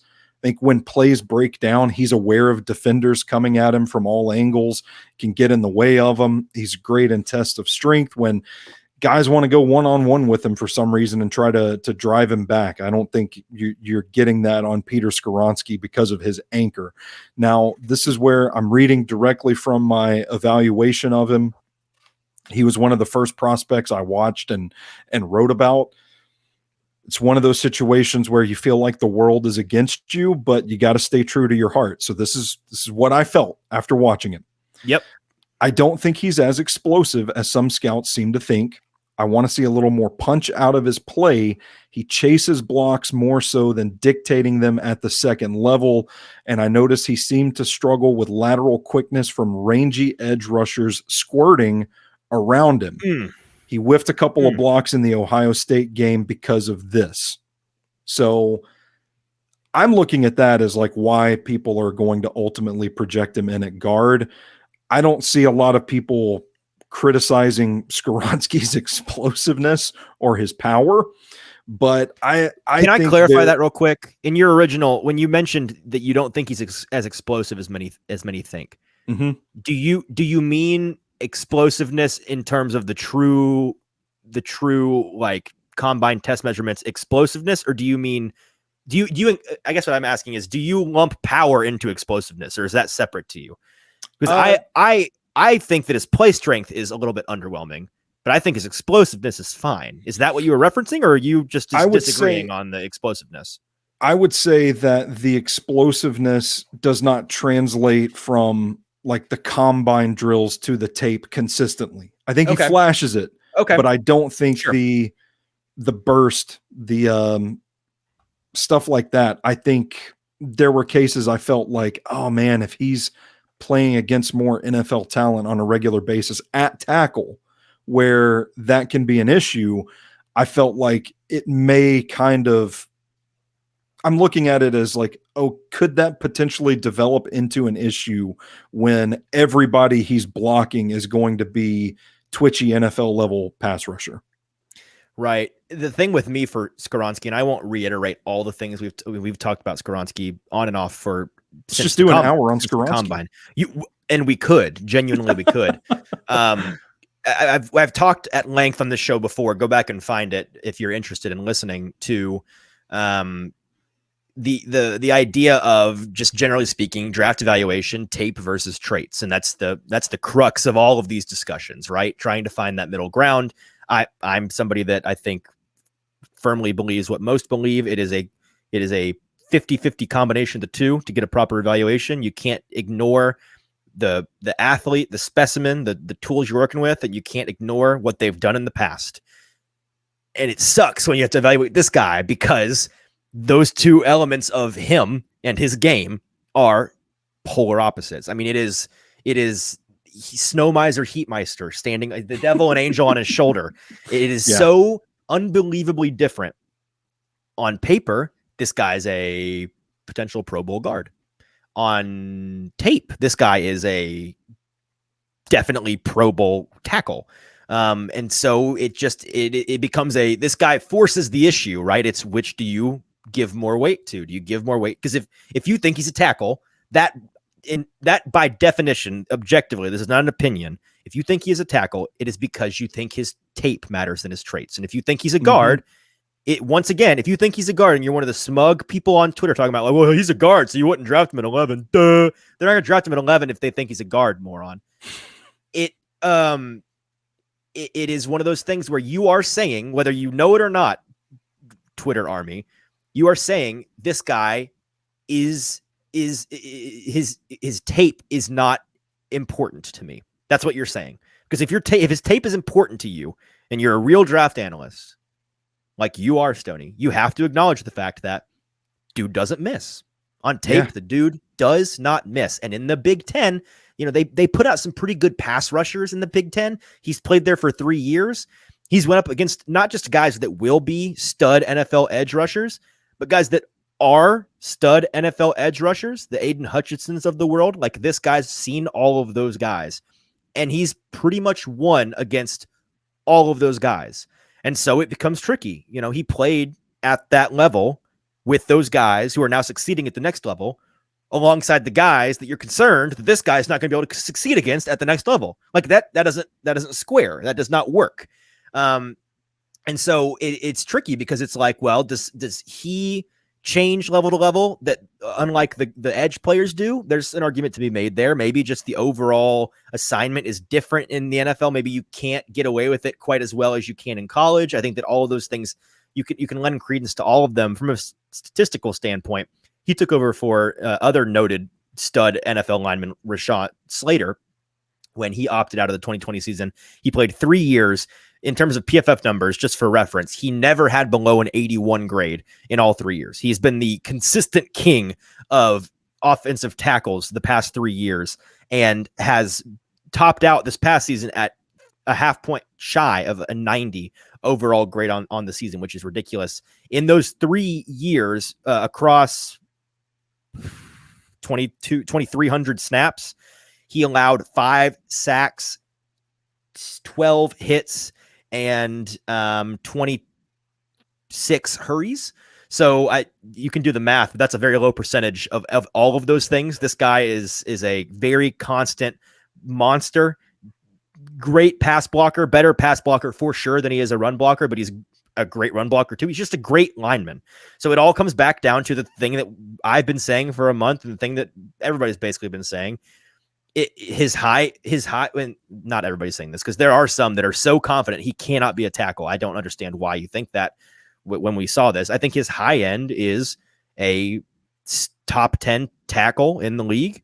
And I think his low end is a guy who plays 10, 12 years at guard and has multiple all-pro designations. I genuinely think that he might have the high. He's in the Bijan Robinson tier of high floors for me in this draft. I think that the worst case outcome for him is among, if not the best of all of these guys. If Peter Skoronski flames out of the NFL and it's not injury related or he doesn't go to jail, I'll just quit my show. I'll change professions. It's not happening. It's not happening. He's going to be in the NFL for a long time and he's going to be good. It's just a matter of what position he plays. How long do you think he'll be in the NFL? How long? Yeah. I mean, it's impossible to say. I have to qualify it for injuries because he could break his back this first year, God forbid, and never play again. But no, I'm trying to set up a beer bet. Oh, okay. Deal. I bet do you mean stays in the NFL or starts? Stays in the NFL. Just on a team. I think he's, how old is he? I don't know off the top of my head. He's 21.6 years old. He's very young. I think he'll be in the NFL until he's 35. I'll say he's in the NFL for at least 13 years. 13 years? Yeah. I'll take the under. It's over under 13 and a half years. Let's do 12. I'm willing to say 14 years. Okay. So we'll check back in 12 and a half years. When Stoney is 64 years old, right? Is that no? Okay. I'm overselling you. Yeah. When Stoney's 64 and when I'm 17, we will check out Peter Skoronski's. That'll be the most overdue beer in the world for whoever gets it. It better be the best beer ever. Start brewing it now. Maybe we need to do maybe it needs to be like a nice oaken barreled bourbon that we make now and then set away in a cask for 14 years. And then it's like, you know what I mean? That. But then if he gets hurt, we just disqualify the bet. Well, I guess we could just share pour out the drink. We just pour it out for the dead homie Skoronski who's not in the NFL anymore. just waste it. Yeah. Yeah. No, okay. I'll take the under there. I haven't said this out loud because I don't want people to call me crazy. You don't think he's going to last? I don't think he's going to last. Is it just a size thing? It's not the size thing. It's the then why? I'm afraid. I think there is at least a little possibility that some of the lapses that I pointed out show up in the NFL. And if they do, I also think it's possible that he could end up in a situation with a team that maybe tries him at tackle. Maybe he doesn't work out. They move him into guard. He can't quite find a home in the NFL. And maybe he flames out a little quicker than he should. I'm not saying that's going to happen, but I could see a scenario. I'm not saying it's going to happen, but if I was to say, it might not last his career, you know? Yeah. Might not. There's a chance.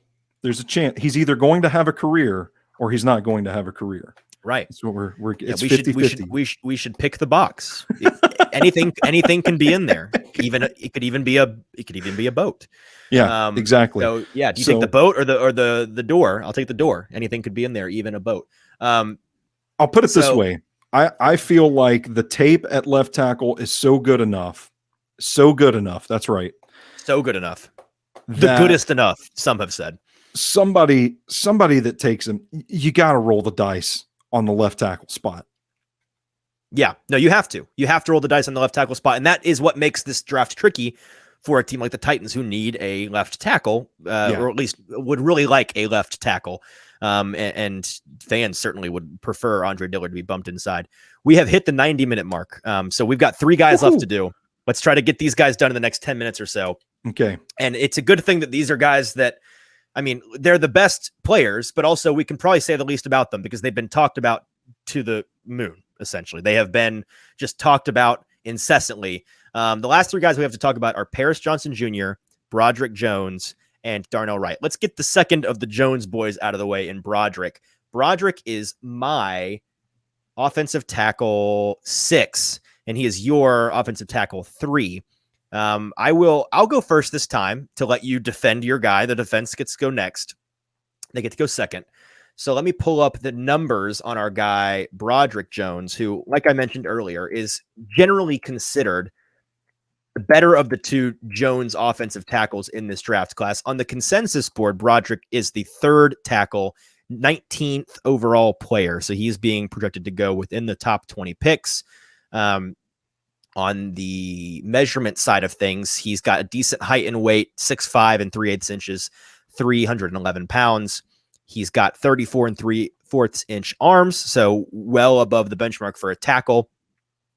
He's very, very fast. He's got really nice athletic profile for a guy of his size, north of 310 and almost 6'6". He's got a 76th percentile broad, 73rd percentile vertical, 93rd percentile 40-yard dash. This guy at 6'5.5", 311 ran a 4.97 40, so he was getting it. And then he's got a 79% 10-yard split to boot. So he's explosive out of the blocks, crazy top-end speed, and has pretty decent agility as well, not based on his testing metrics, but based on what I saw on tape. What did you see on tape in terms of Broderick Jones and his play that made you like him so much? Because for me, there's one big thing, and I'm going to just let you go, and I'm curious if you ever touch on the one thing that bothers me about him.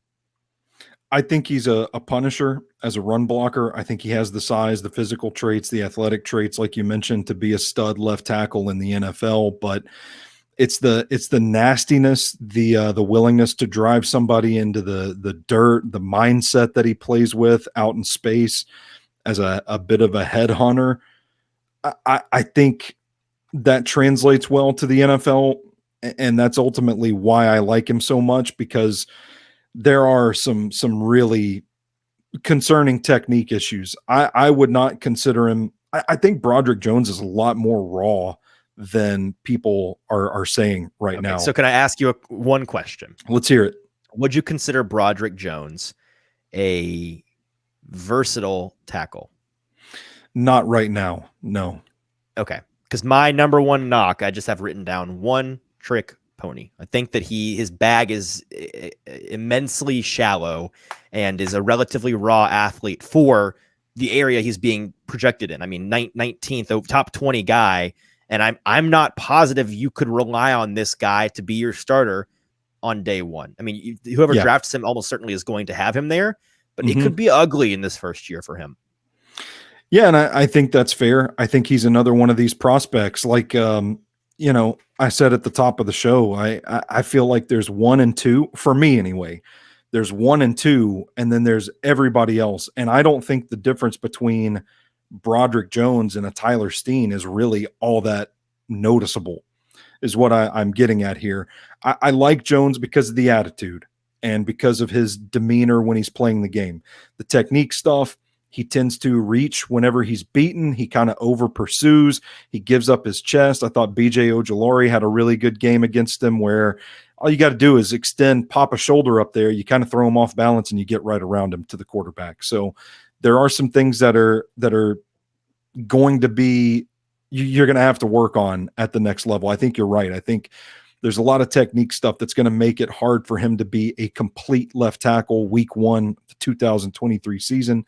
But I like the upside with him there because of the way that he plays and his effectiveness, run blocking in space. No, I agree with all of that. I think the biggest knock for me was that I don't think he's very diverse in his skill set. He's very much a one-trick pony to me on tape. I don't think that he has a lot of different ways to win, and that bothers me as a guy that if I'm going to get a tackle in the top 20, I need him to not be a big project, and I kind of think he's a bigger project than people are letting on. All right, last two guys we got to talk about, and we don't have a ton of time to talk about them, but it's good because in the national media market, these guys have been talked about every day for the last 3 months. Yeah. It is our general local media area love fest for Tennessee that gives us a lot of talk about Darnell Wright, which, to be fair to Wright, he deserves all the talk. Actually, this is not let's force feed Theo Jackson discussion to people in March on local radio. This guy deserves to be talked about like he's being talked about. It just so happens to be from the school up in Knoxville. Paris Johnson Jr. has also been talked about for obvious reasons. A lot of people consider him to be their offensive tackle one. He is tackle one for both you and I, correct? He's your tackle one? Yeah.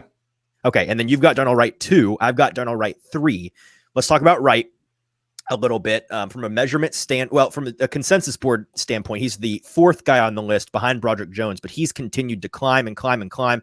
Would not shock me in the slightest if he is tackle 3 off the board on the 27th. Would not shock me really if I'd be surprised, but would you be shocked if I told you that it went Paris Johnson, Darnell Wright, Peter Skoronski off the board, or Skoronski, Wright, Johnson? I wouldn't be floored because I think it's just going to continue to trend in that direction. Yeah, I would agree with that wholeheartedly. And I would have no problem with somebody taking Darnell Wright with a top 15 pick. Yeah, no, I would not bat an eye at it at all. I'm at this trajectory by the week of the draft. I might be betting on him being a top 15 pick. At this point, I kind of think he's going to be a top 20 pick to be sure.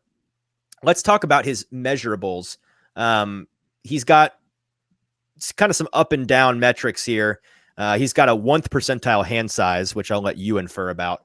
But his height and his weight, he's got around an average height of 6'5" and 1/8, 44th percentile. And then he's a big fella, 333, 89th percentile in weight. So he's a people mover.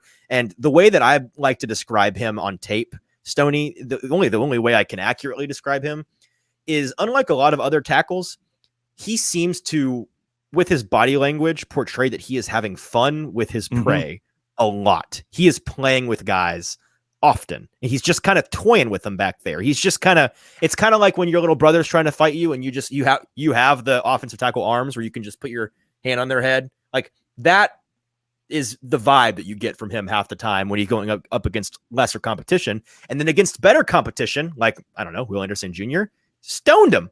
He put him to bed this past year. He looked awesome. What were your thoughts on him? And did you watch any tape from the year before this past year when they played him at left tackle? Okay. No, I didn't. It was me neither, but this year. I've heard tales, and it wasn't great. So I think in terms of if he drops a little bit further than you and I expect, maybe that's because teams see him as a right tackle only guy. Although on Twitter, he does not see him as a right tackle only guy. Let me tell you, he will call you mean words if you say on the internet that he can't play left tackle.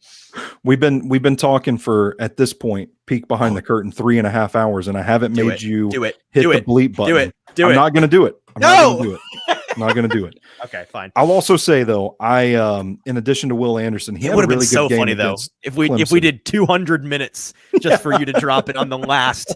All right. Anyways. Yeah. All right. Go ahead. He had a good game against Brian Brzee. Is that how you pronounce it? Brzee. Yeah. Yeah. Good game against him in the Orange Bowl. Brian Brzee, a good football player? Question mark. As I do on the second consecutive day with the other stud Clemson defender. He is a football player. Okay, same conclusion. But he's gonna get drafted. I think he's more of a football player than the other guy who we said was a football I would agree player. with that. Yeah, but I do think that they're both just football players, but we'll see. Anyways, back to the offense. Yeah, with Wright, it's a pretty simple evaluation. You said it pretty well yourself. Wins a lot of one-on-one matchups. When I talked about what I evaluate, what I look for in an offensive lineman, just like simplifying it a little bit. Does he win in one-on-one situations? Darnell Wright at right tackle wins one-on-one matchups, sound technique, good strength at the point of attack. To me, it was always about the athleticism, the speed. Is he really there at the NFL level? And I think he put all that stuff to bed at the scouting combine, looked like a fluid mover, nice glide and pass pro reps, change of direction skills when pulling. I think he's the best right tackle in this draft class. He's a guy that, like I said, I'd invest a top 15 pick in. And if I were a betting man, which I am because I'm a degenerate, I would put money on Darnell Wright being at least a 6 to 7 year right tackle in the NFL. No, I agree. And listen, we're all betting. I'm not sure if you're familiar, but this is the most successful betting show in the city of Nashville. Is that right? I did not know that. We, in a sample size of over 200 NFL picks last year, JT and I went, I think it was like 56% or something. So, man. Yeah. Not to brag, because I have to brag because it's probably the only time we're ever doing that. But yeah, this is a betting show. So we like the betting. I would bet I'd make that bet as well. In the words of, I forget the name of the character, but in Inglourious Bastards, you make that bet, I make that bet. Can't blame you. Damn good deal. You make that deal, I make that deal. But yeah, Darnell, right? Can you tell we're getting a little loopy here on hour 3.5? I didn't know we'd get into Inglourious Bastards quotes. I didn't come prepared. No, it's a good one though. It's one of my favorites. Yeah, it's a but good movie. anyways, great movie. I might rewatch that now that I say it. He's got decent arm length. Just to start there from the tackle perspective, 33 3/4 inches. He, of all the guys sub 34-inch arms, he's the one that bothers me the least by a country mile. If you told me he flamed, I'm going to add a second bet to me canceling my career. If you told me he didn't work in the NFL as a tackle because he was not long enough of an athlete, I will just change careers. It ain't happening. Yeah. Okay. Yeah. It's not a concern on tape. You don't really see. Did you see anywhere like, oh man, the length kind of got him there? No, it never crossed my mind at all. Never. And with some of these other guys who are like that exact same, just under 34-inch arms, you're like, I wish they were a little longer, right? Like, yeah, but not with this guy. And it's because he's got that size and athleticism combination. His broad jump, 94th percentile. How he managed to cover an 11-foot span with getting 333 pounds of body mass off the ground, I do not know. I also don't know how he managed to get a 61st percentile vertical jump. He's got a 90th percentile 40-yard dash, 0.01 seconds away from being 5 flat. So he's got the athleticism, he's got the size, and his arm length is a rounding error. It's not a concern. From a NFL or from a college playing standpoint, a lot of Titans fans already know this is a guy that I love. And folks that have listened to this show know I love him because he's the poster boy, Stoney, for year to year improvement in college. And this is dramatic. It is 53 to 62 to 71. He got markedly better every single year. Now, yeah, if he'd played right tackle both of the last 2 years, maybe he'd have 2 really good years. But I don't think anybody expected him, even with the move to right tackle in his senior year this past season. I talked to Ryan Shumpert, a beat writer that covers Tennessee sports on the show a week or two ago about this. I was like, did people actually expect him to be this first round draft pick tackle going into this year, knowing that he'd probably get better at right tackle? And he said, absolutely not. No. They thought that there was the upside that was there. He's a good player. They knew he'd get drafted, but not potentially a top 2 tackle in this draft. Certainly not in April being talked about in the same sentence as Peter Skoronski and Paris Johnson Jr. And yet he is, and he deserves it. In his last year in college, 0 sacks allowed, 2 hits and 6 hurries. He's a much better pass blocker than his run blocker. So if the Titans were to trade back, this would be my number 1 with a bullet guy to get. Yeah. Is he maybe just right tackle? Maybe. Don't care. Plug him in at right tackle, bump NPF inside, bump Daniel Brunskill over to the left, and then just take the bar stool, run left, the run left hats, the run the damn ball, run left hats, throw those in the trash, make it the run right hats, and go behind Darnell Wright and NPF, and you can make that side of the line your new calling card. I would take him in a trade back in a heartbeat. Here's a hypothetical that's just going to make this longer, but at this point, if people are still listening in the 104th minute, they're going to be listening in the 110th. So who cares? Fair enough. I mean, really, at this point, I'm not going to lose somebody because I go on one tangent. We have crossed that bridge a long time ago. All right. Yeah. If I told you, hypothetical scenario, you're the GM of the Titans, right? 11 rolls around, you're on the clock. You got 10 minutes, whatever it is for the first. I think it's 10. And these are the guys no longer available to you. All the defenders that are bona fide for all the defenders that would even tempt you to take a defender in the first round as the Titans, which there aren't many of them, right? All of those guys are gone. All the quarterbacks besides Will Levis is gone, and you're not a GM who likes Will Levis. Well, we can just say he's gone too. And then JSN, Skoronski, and JPP are all gone, and you can't find a trade back partner. Is Wright the only clear option to you, or is there somebody else you consider? There's somebody else I would consider, which is, and I think I'm gonna get drilled for this, but Jack Campbell, linebacker, Iowa.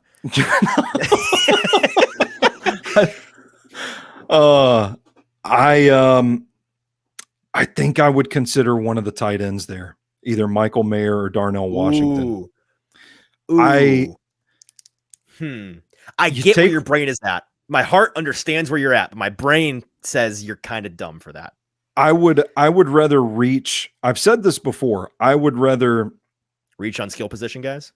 I would rather reach on somebody that's not quite a first rounder than to just whiff on the pick altogether and just take something that you don't need at all.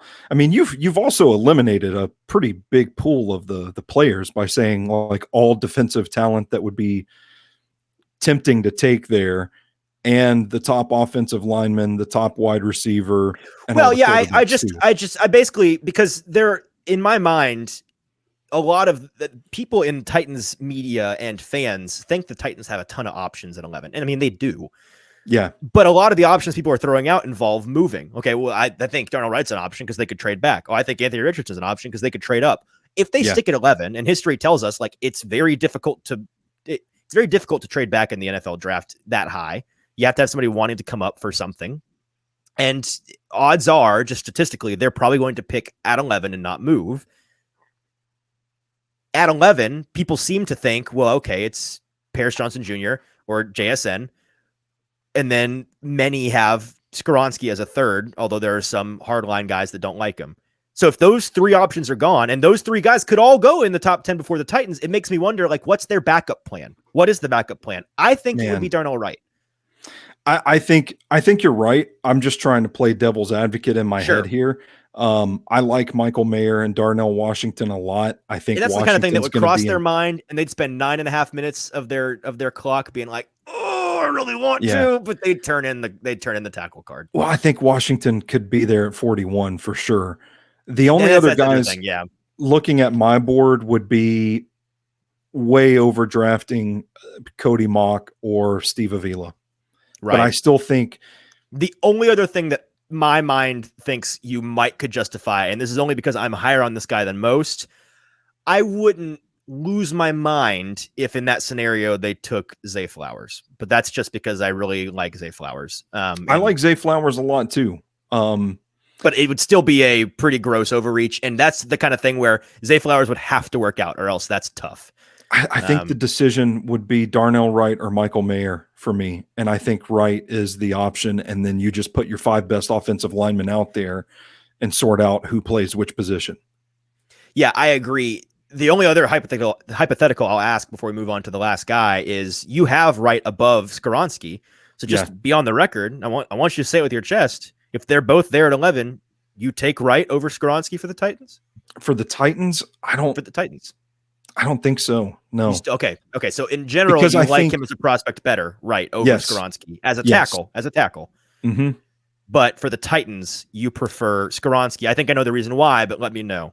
It's Nicholas Petit-Frere. Like I feel like they've at least, like, right tackle was the one position on the offensive line that they went into the offseason at least having covered. Mm-hmm. And I don't know that I feel as it would kind of be rearranging the deck chairs on the Titanic situation to address that one instead of the other glaring holes. Yeah. Like I feel like it's the last position on the offensive line that they need. So it would be a true luxury pick unless I'm not as down on NPF as a lot of other people are. Me neither. But you and me are the anti-Mike Herndon is what the streets are saying. Cause that guy hates NPF. I don't know what happened. Anyways. Well, I don't either, but if if it came down to it where maybe in the building they don't like NPF and they're like, we're just going to gut the whole thing and get a new right tackle, it makes sense, but I don't know that we know enough to know that's the case. Like, well, and as somebody that has spent just one season of time in the building, they don't dislike MPF. They like MPF. They absolutely do. They see more in MPF in terms of potential. Yeah. Based on what they've not said explicitly, but just based on the vibes, what I've gathered, MPF is going to be a part of this team going forward. For sure. That's what kind of hangs in the air outside of the building is like, we're actually good with NPF.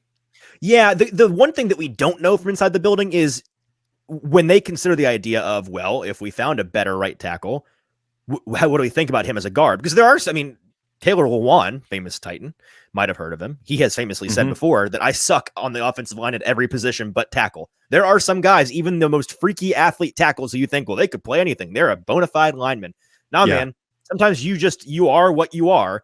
And so, like, NPF, they might think, ooh, we tried a NPF on the inside at some practices and it went really poorly. So, like, we definitely, he's a tackle or bust, man. We don't know. They might, if they drafted Wright, they could potentially be more interested in trying NPF or Wright at left tackle than moving one of them inside. And if that's the case, I don't know who you move over there. I don't love the idea of trying either of them over there. I guess it would be Wright, but we're trying to solve a puzzle that can't be solved right now. Yeah, we really are. And so I guess the conclusion here is get a left tackle in the draft, Titans. That's what you need to do. Get a left tackle in the draft. All right, let's talk about this last guy and then get out of here. And we have gone so long, but it's frankly, I don't think it's been fluff. We've really, if you want to deep dive on these guys, this is what people need to listen to. And they got 2.5 weeks to do it. So it's about that long. Get listening now, people. We've got Paris Johnson Jr. to discuss. I don't have a ton to say on him. We can just cover the topics, but on tape, what were the things that stand out to you? Reiterate the things we've been talking about for the past couple of weeks. To me, Paris Johnson Jr. is the quintessential modern left tackle in the NFL. I think he's athletic and aggressive. Yep. I think he gets a lot of credit for his pass protection, but I don't think people realize how good he is in run blocking. He runs like a wrecking ball at the second level.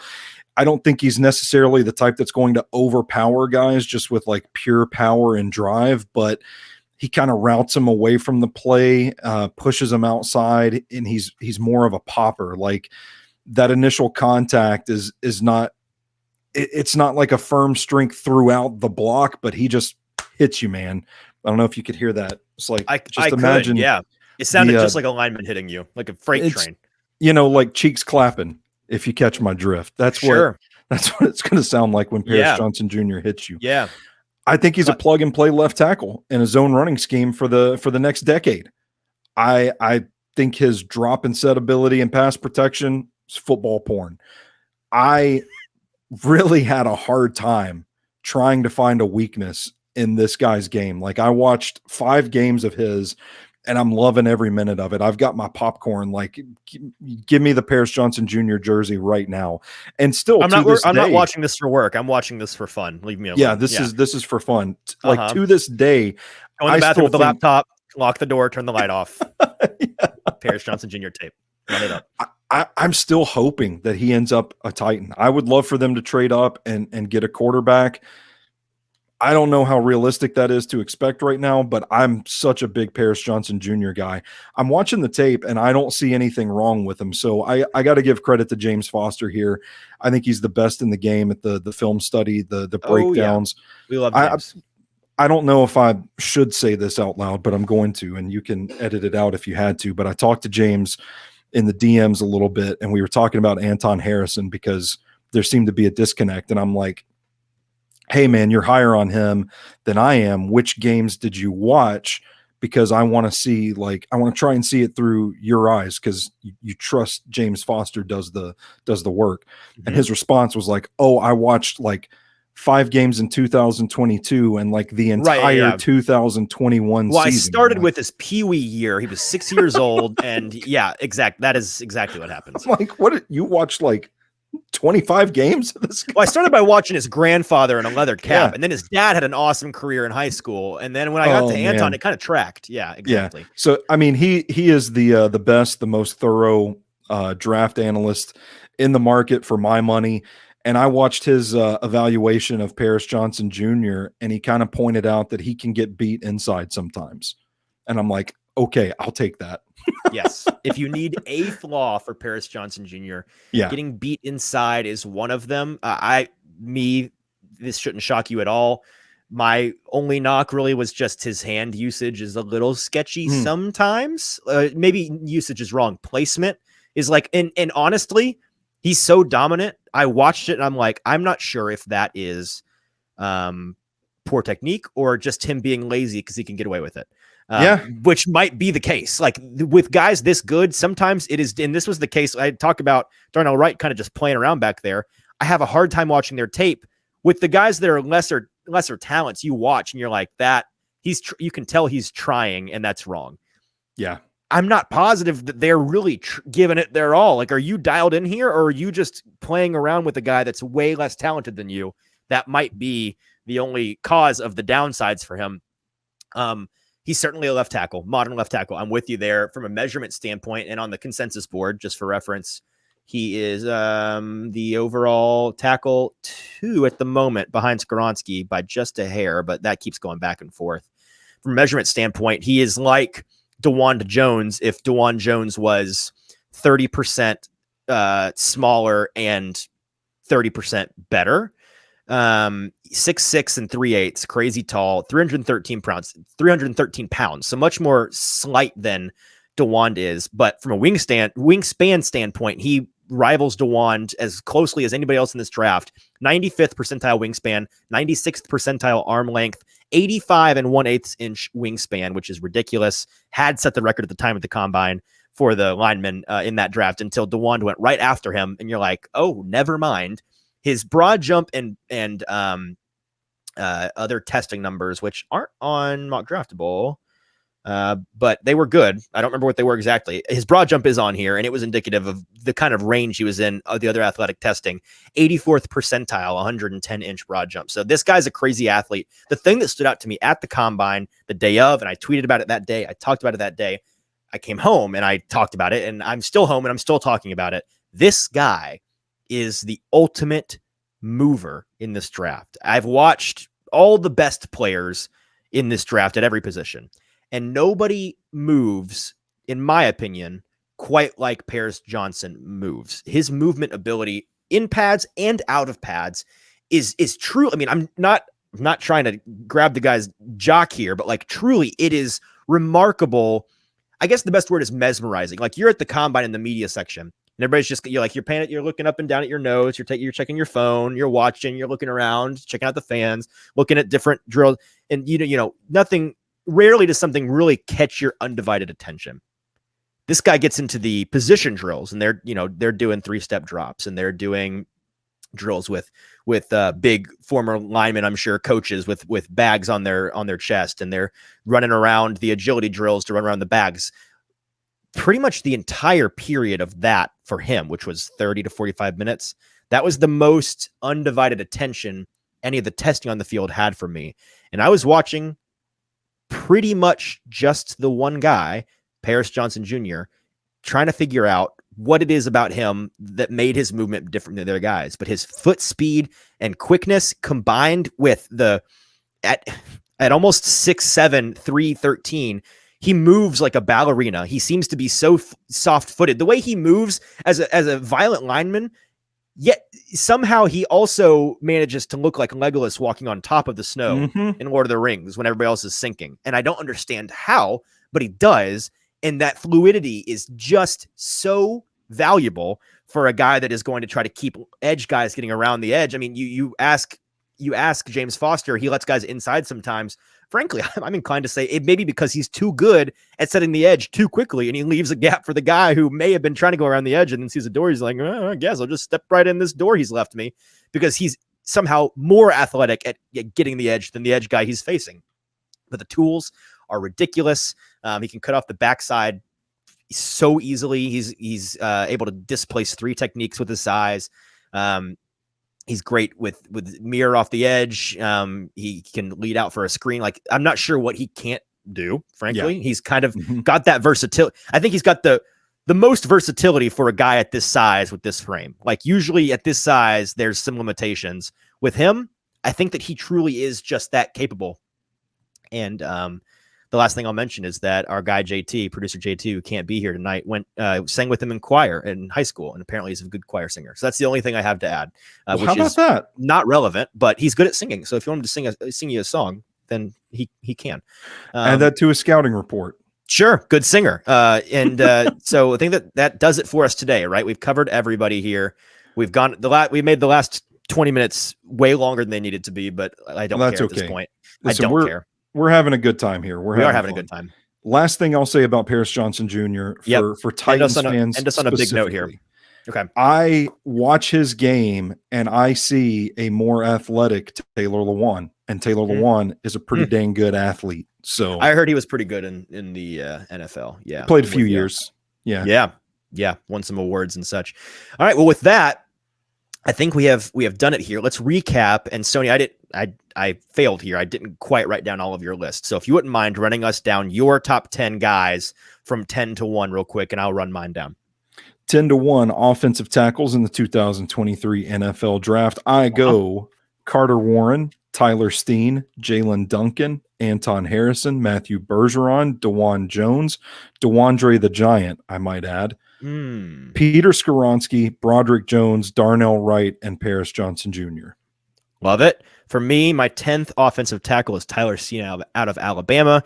At 9, Jaelyn Duncan out of Maryland. At 8, Matthew Bergeron out of Syracuse. At 7, Blake Freeland out of BYU. At 6, Broderick Jones out of Georgia. 5, Anton Harrison out of Oklahoma. 4, Dawandre the Giant Jones out of Ohio State. 3, Darnell Wright out of Tennessee. 2, Peter Skoronski out of Northwestern. And 1, Paris Johnson Jr. out of Ohio State. We only differed on one guy. You had Freeland in, I had Carter Warren in. You're right. We were relatively on the same page there. How about us? Go team. We have been recording about offensive linemen podcasts for 3 hours, 48 minutes, and 32 seconds. This is incredible. I'm so sorry. No, I'm so glad that it's 2 episodes because no one would listen to it if it was just one. Maybe should I put out the mega cut on YouTube? I might just put the mega cut out on YouTube. No, why not? Just straight. See what happens. No, Stoney, truly, thank you. There's no other person that I would even venture to ask to spend this amount of time, let alone would expect them to. And you have been awesome. We're going to pimp the fool out of you for the next coming days. And I'm super excited. Do it. I clearly I've chosen the right person to come on our draft show because we're going to get to actually talk for 3 hours and plan to talk for 3 hours on that Friday night here in a couple of weeks. So super excited about that. But guys, if you are still listening, all 7 of you, please go and subscribe to the Patreon over at the SoBros Network and get all 26,000+ words of this maniac Stoney Keeley's draft guide. He has gone through every prospect you've ever heard of that's not a cornerback so far, and soon they'll be joining that group as well. But Stoney, tell the people about all of the things you guys do over at SoBros. I will throw the personal endorsement out there that the SoBros Network covers far more than sports. Check it out. They are sports. They are culture. They're everything that matters in life, and they do an amazing job of covering it. And Stoney runs the show. Now, Stoney, brag about yourself. Oh, see, I'm terrible in this spot. I don't like bragging about myself. I think we got a pretty fun little media company going here. DIY, mom and pop media to our core. Sports, humor, and entertainment are 3 verticals there. I like to think we do a pretty good job. We like to have some fun. SoBrosNetwork.com, at SoBros Network on all major social media platforms. You mentioned the Patreon. That's where I've got my big board. That thing's going to be it's already a novella. I think we're actually beyond novella. I think it's going to be a full-blown novel by the time it's all said and done. So appreciate the support. I'm happy to jump on. And also, please send my regards to JT. I don't know if he's going to be there Friday night for the draft, but we got to get some jumbo margs in our future. Oh, absolutely. Absolutely. Might have to go jumbo marg pregame the Mario movie like JT did on Monday. It's kind of an electric move. I love that. Bummed I wasn't. Frankly, I might just replace him with you on the show since I wasn't invited. Or maybe you and I should go by ourselves and not invite him. There we go. But thank you so much for your time. Everybody, appreciate you listening. I'm not going to try to sell anything here at the end because you've stuck it out. I appreciate you. Just subscribe to the show. If you're listening at this point and you're not subscribed, you're a weird person because that is strange. But we appreciate you guys listening and hope that you gained a thing or two about these tackles. And we will be back tomorrow doing yet another show. We will have my mock draft 2.0 first thing Friday morning.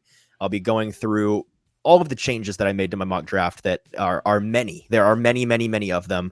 I'm finalizing them now, and I'm excited for them to release in the morning for you, so make sure to check that out. Stoney, you've been the best. Appreciate everybody listening. For Stoney Keeley of the SoBros Network, I'm Easton Freeze. This has been the Hot Read Podcast. We'll be back on Friday morning, and we'll talk to you then.